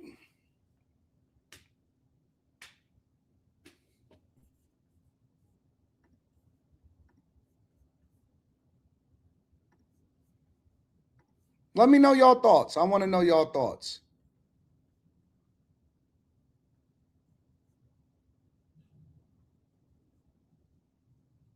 What up? What up? What up? I'm gonna read y'all super chat shortly, Miss Sanchez. Yeah, I'm gonna drop the link in the chat one more time. I'm gonna let y'all come up and do your thing. I want to know. I just want y'all to tell me, what is it that I did wrong? Tell me what I did wrong to hurt you. I want to know. What is it that you know that I don't know?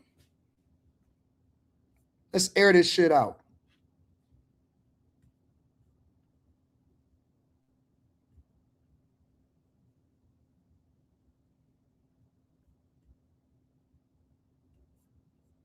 How come ain't nobody tapping in? Desmond, come on in, big dog. I don't know, Molly. I don't know why ain't nobody calling in right now.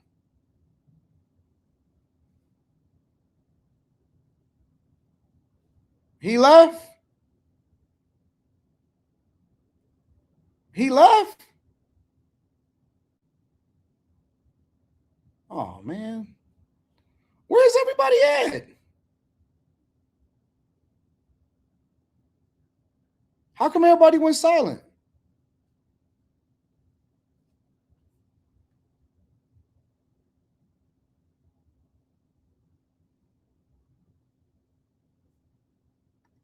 Nobody got no smoke?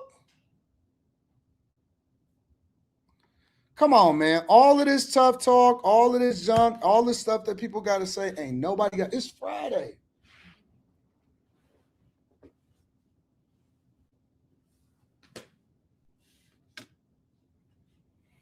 He had to go back to work? Nah, he ain't had to go back to work. He can call.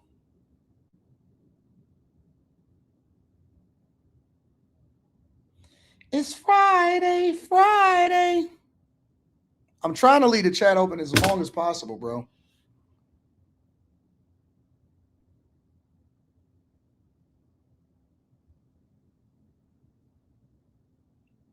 How come ain't nobody got a problem all of a sudden?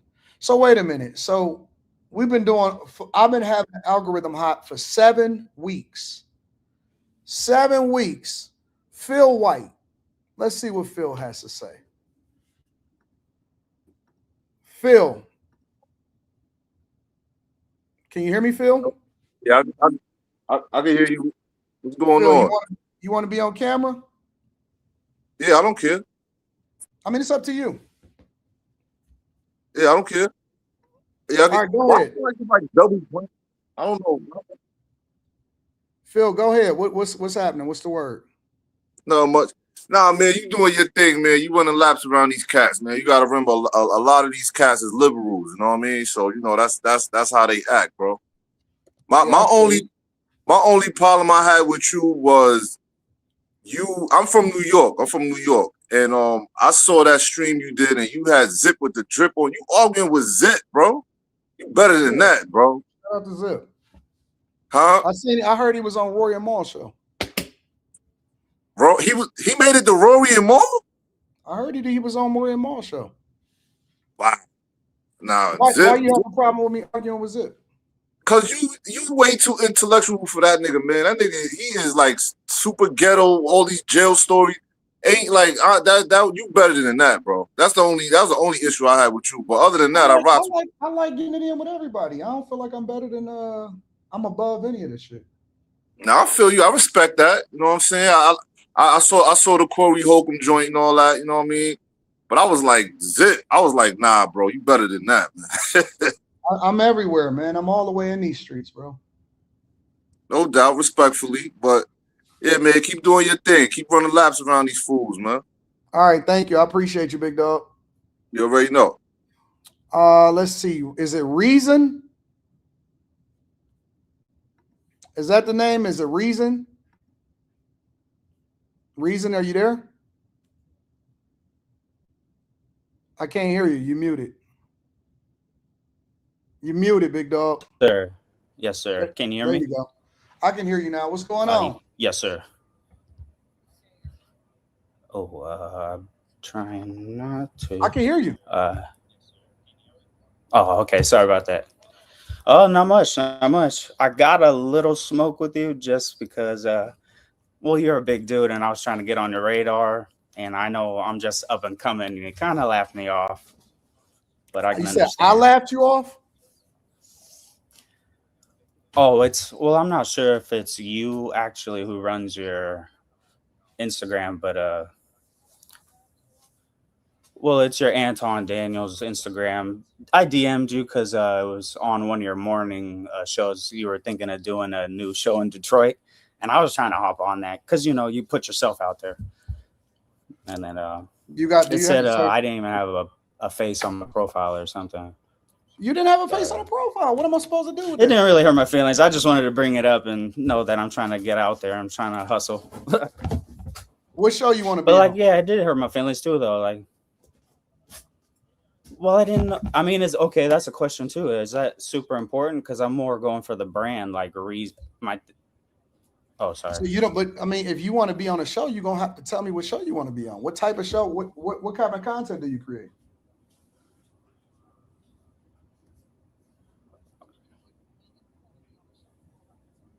Reason. What type of content do you create? Oh, right now it's debates. About what? What do you debate philosophy about? Debates, finance. Oh. Reason. Oh, Send me up a little on here.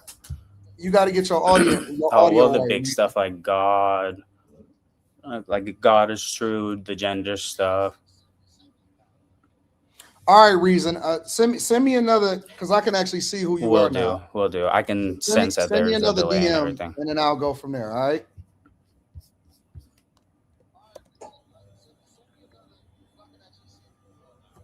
Yeah, I'm not some weirdo. All right, I see you.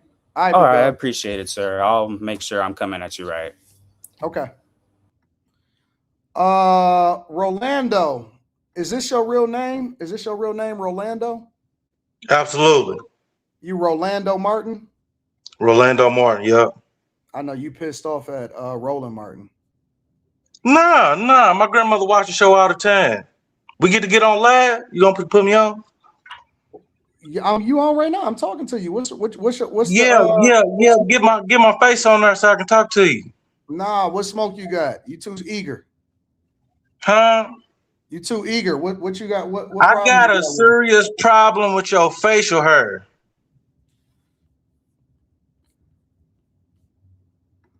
Anybody else want to call in?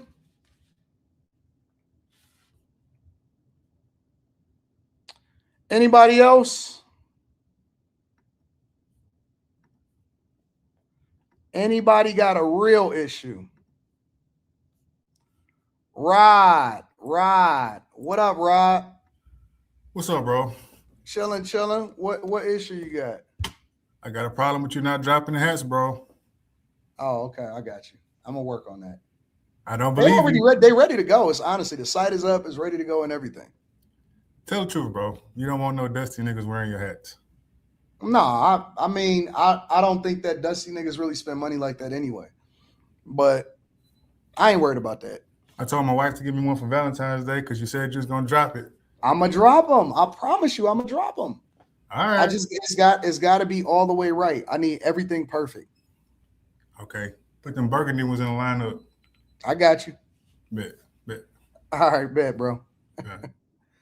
Curtis, y'all, I want problems. If you have a problem with me, let me know. What up, Curtis? Yo, what's good? How's my audio? You good? You sound good. What's the word? What's your problem with me?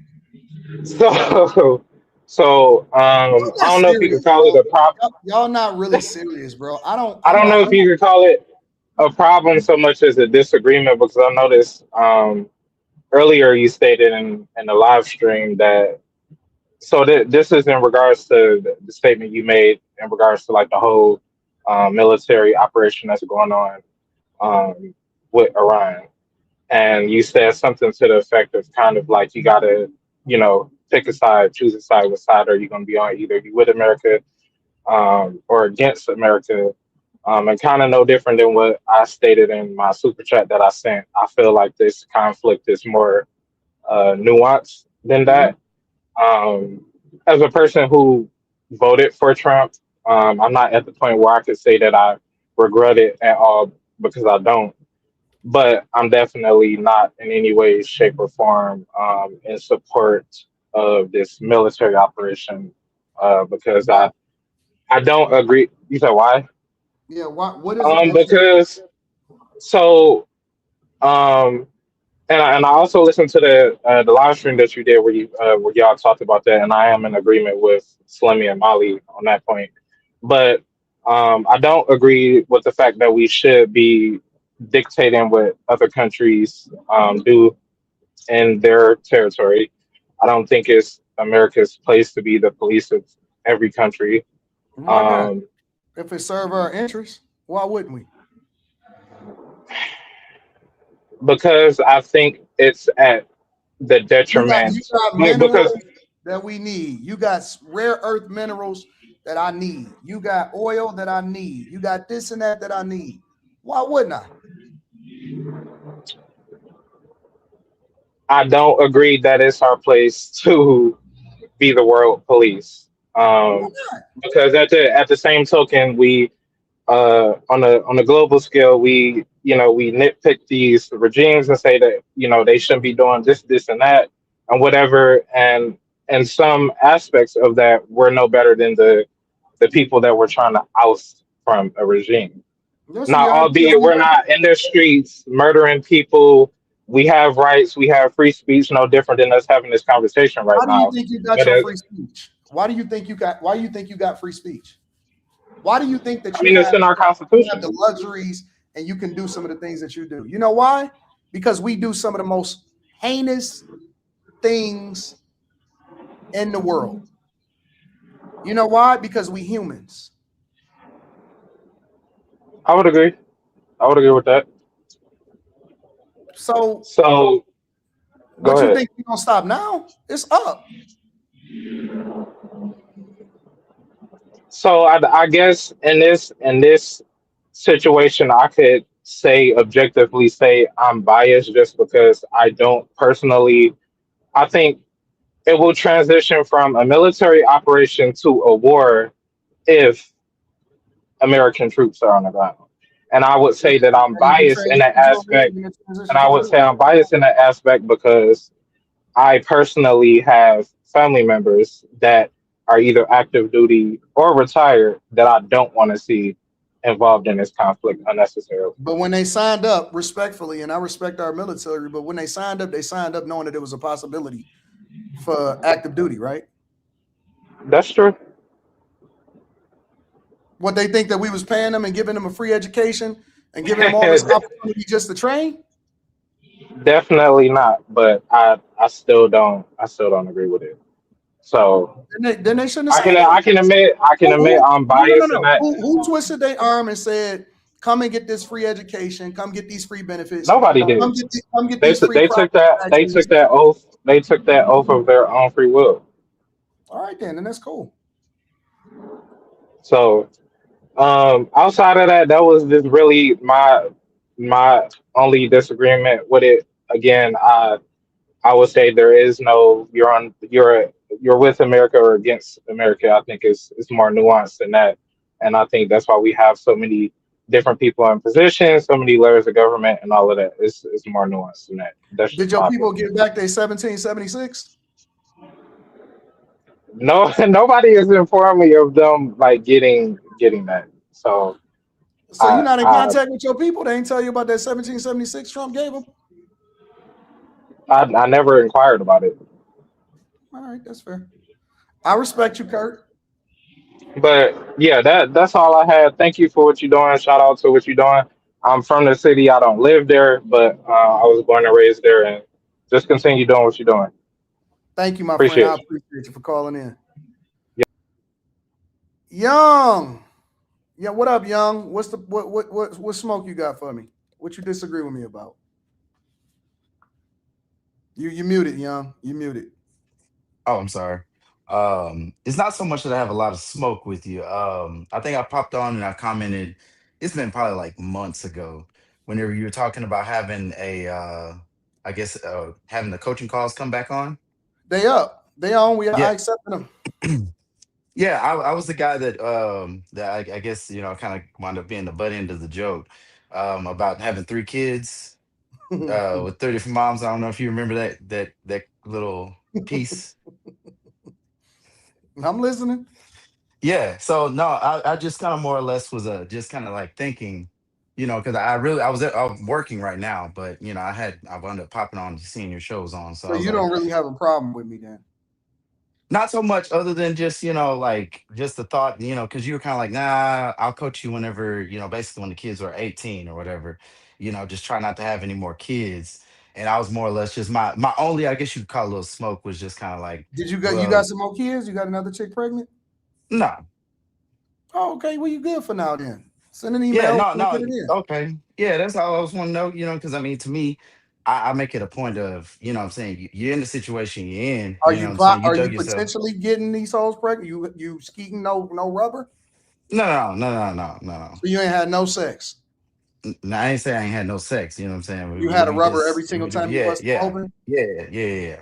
Cap. Yeah, no, I'm being for real. You had a rubber every single time. Yeah, because honestly, I done slowed down a lot just off of the fact of working. You know what I'm saying? Like I'm working multiple jobs. I'm back in school, going for cybersecurity. So I've really slowed down a lot on what I got going on. All right, do your thing then, big dog. Send me an Yeah. email. We'll get it in. You ain't got no real smoke. Okay. All right. Appreciate it, man. All right, bro.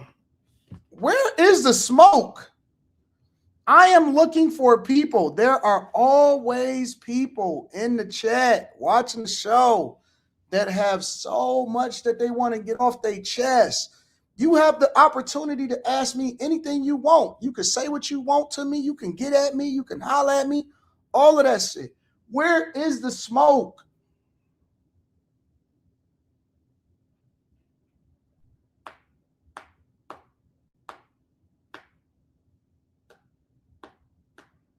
Where it's at? You got the opportunity to get all the clips that you want. You can get it in.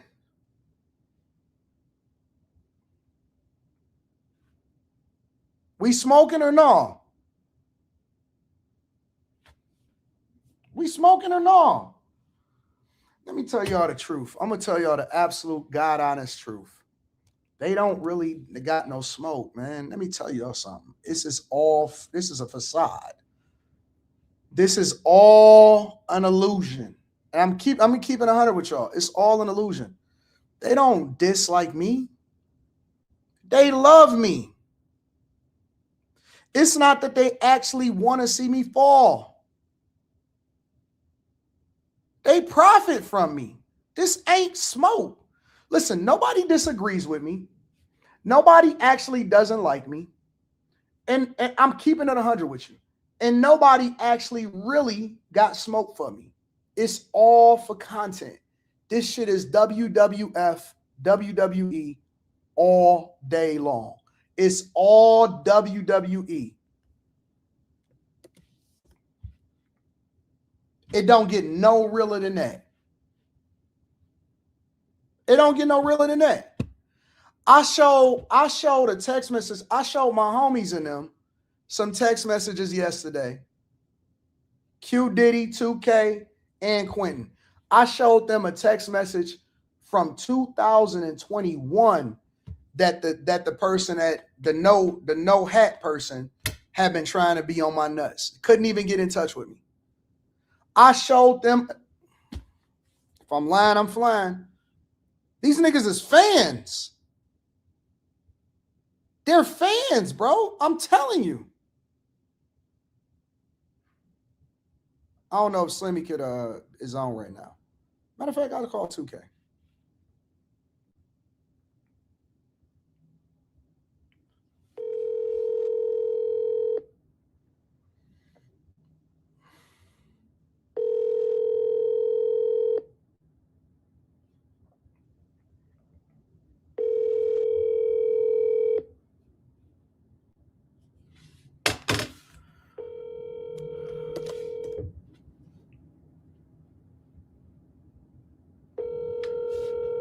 Nope, 2K ain't answer.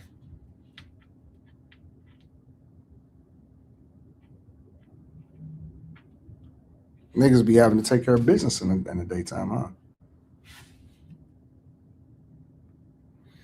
They fans, bro. They fans in real life, bro. In real life.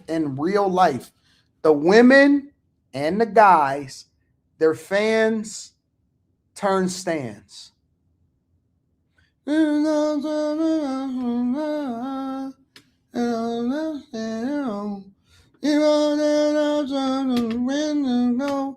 I can't smell when I'm on the road and a picture on my wall and I'm because it's not so bad.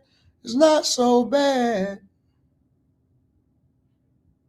Dear Anton, I really wanted to get a hat from you today. And you never respond, so I really don't want to play. And every time that you got online, I was like, where is he? And he never came on my panel. And I wanted to kiss him. So I decided to reach out to you 86 times. And every single time you tried to reach out to me, you never heard my rhymes. So I guess I came back and then said something. And then you just came back and you ignored me. So I made something. And that something just happened to be a YouTube channel. Like, honestly, bro, these niggas is fans.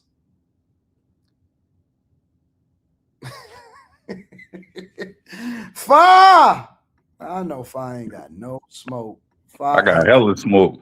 Fi ain't got no. Only thing Fi got smoke about is Dame Dash. And I ain't even been talking about Dame Dash lately. What up, Fi? What's up, bro? How you? Chillin'. What's the word? What's up with you?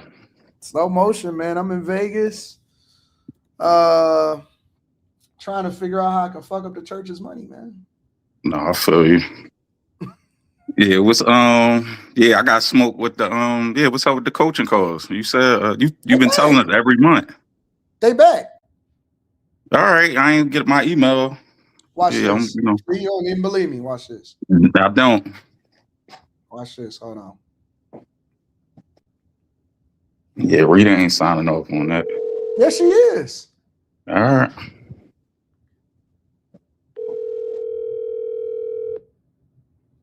Hello.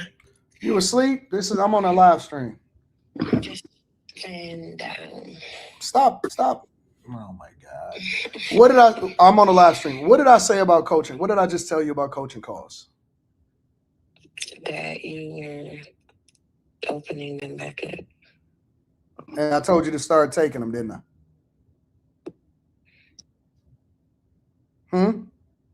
Mm-hmm. All right, go back to sleep. Stop partying so hard. We have to discuss this matter further. No, just start taking them. We have to discuss this matter further. Bye. Yeah. I told her.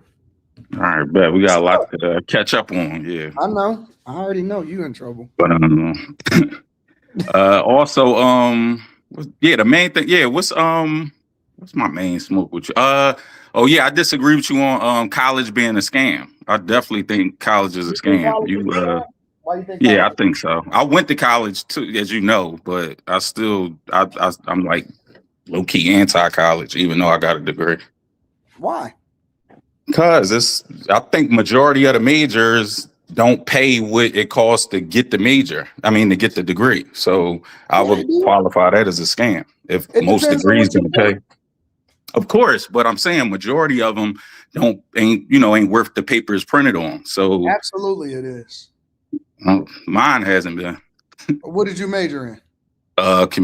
Broadcast communications, and I double minored in psych and English. That's your fault. I know, but at the time you don't know that at 16. That means that you picked the wrong major. For sure, I 100% agree with that. But is marriage a scam?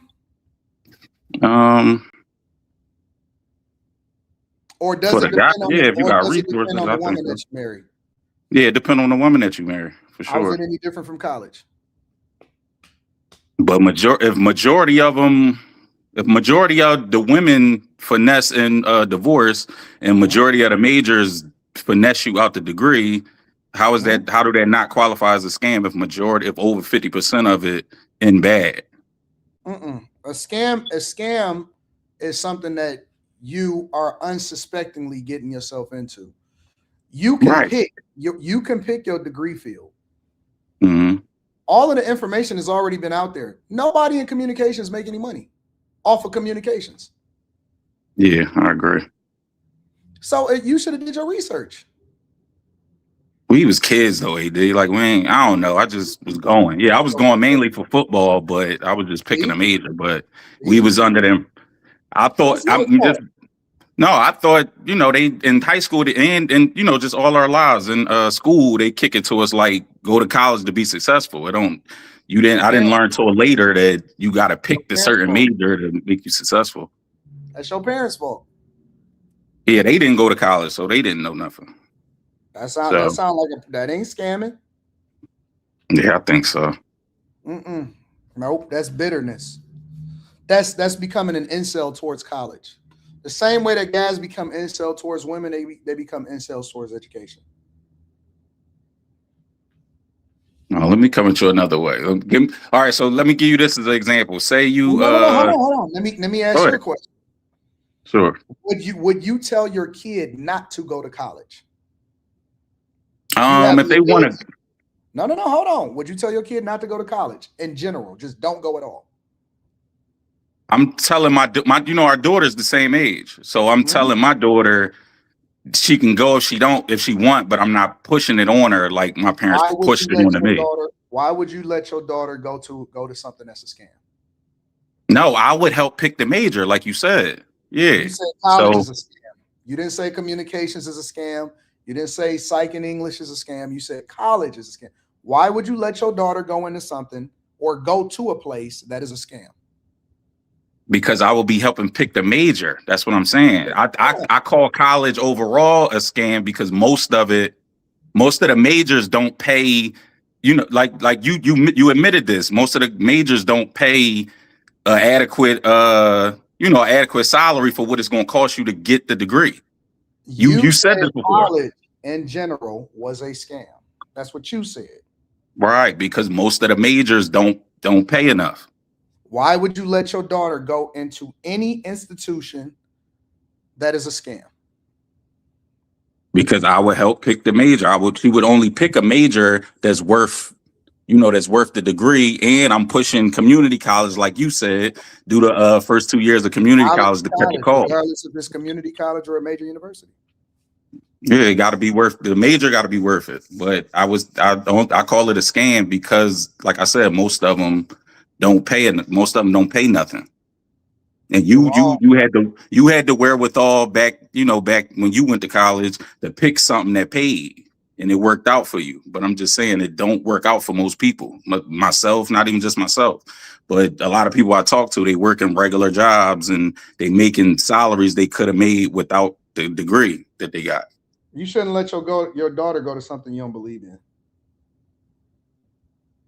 Yeah, I want her to go business. Yeah, I don't really want her to go to That's a college. bad But degree too. I can't tell her not to go. You know what I mean? I can't tell her not to go. Yes, you can. She You need to dad. go.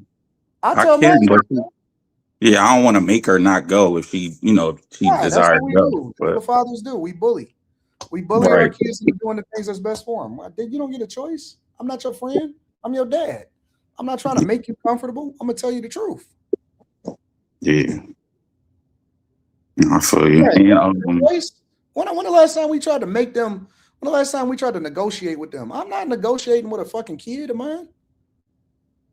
no, I got to negotiate with a mom too. Y'all all together, man. We not just separated, so I know. gotta. Yeah, so it's a All right, different now dynamic. we're not gonna dig too more into it because I don't want you to tell all your business. Right? No, I feel you. All right, yeah, email me, bro. I got you. All right, I am. All right, bro. Nice talking to you.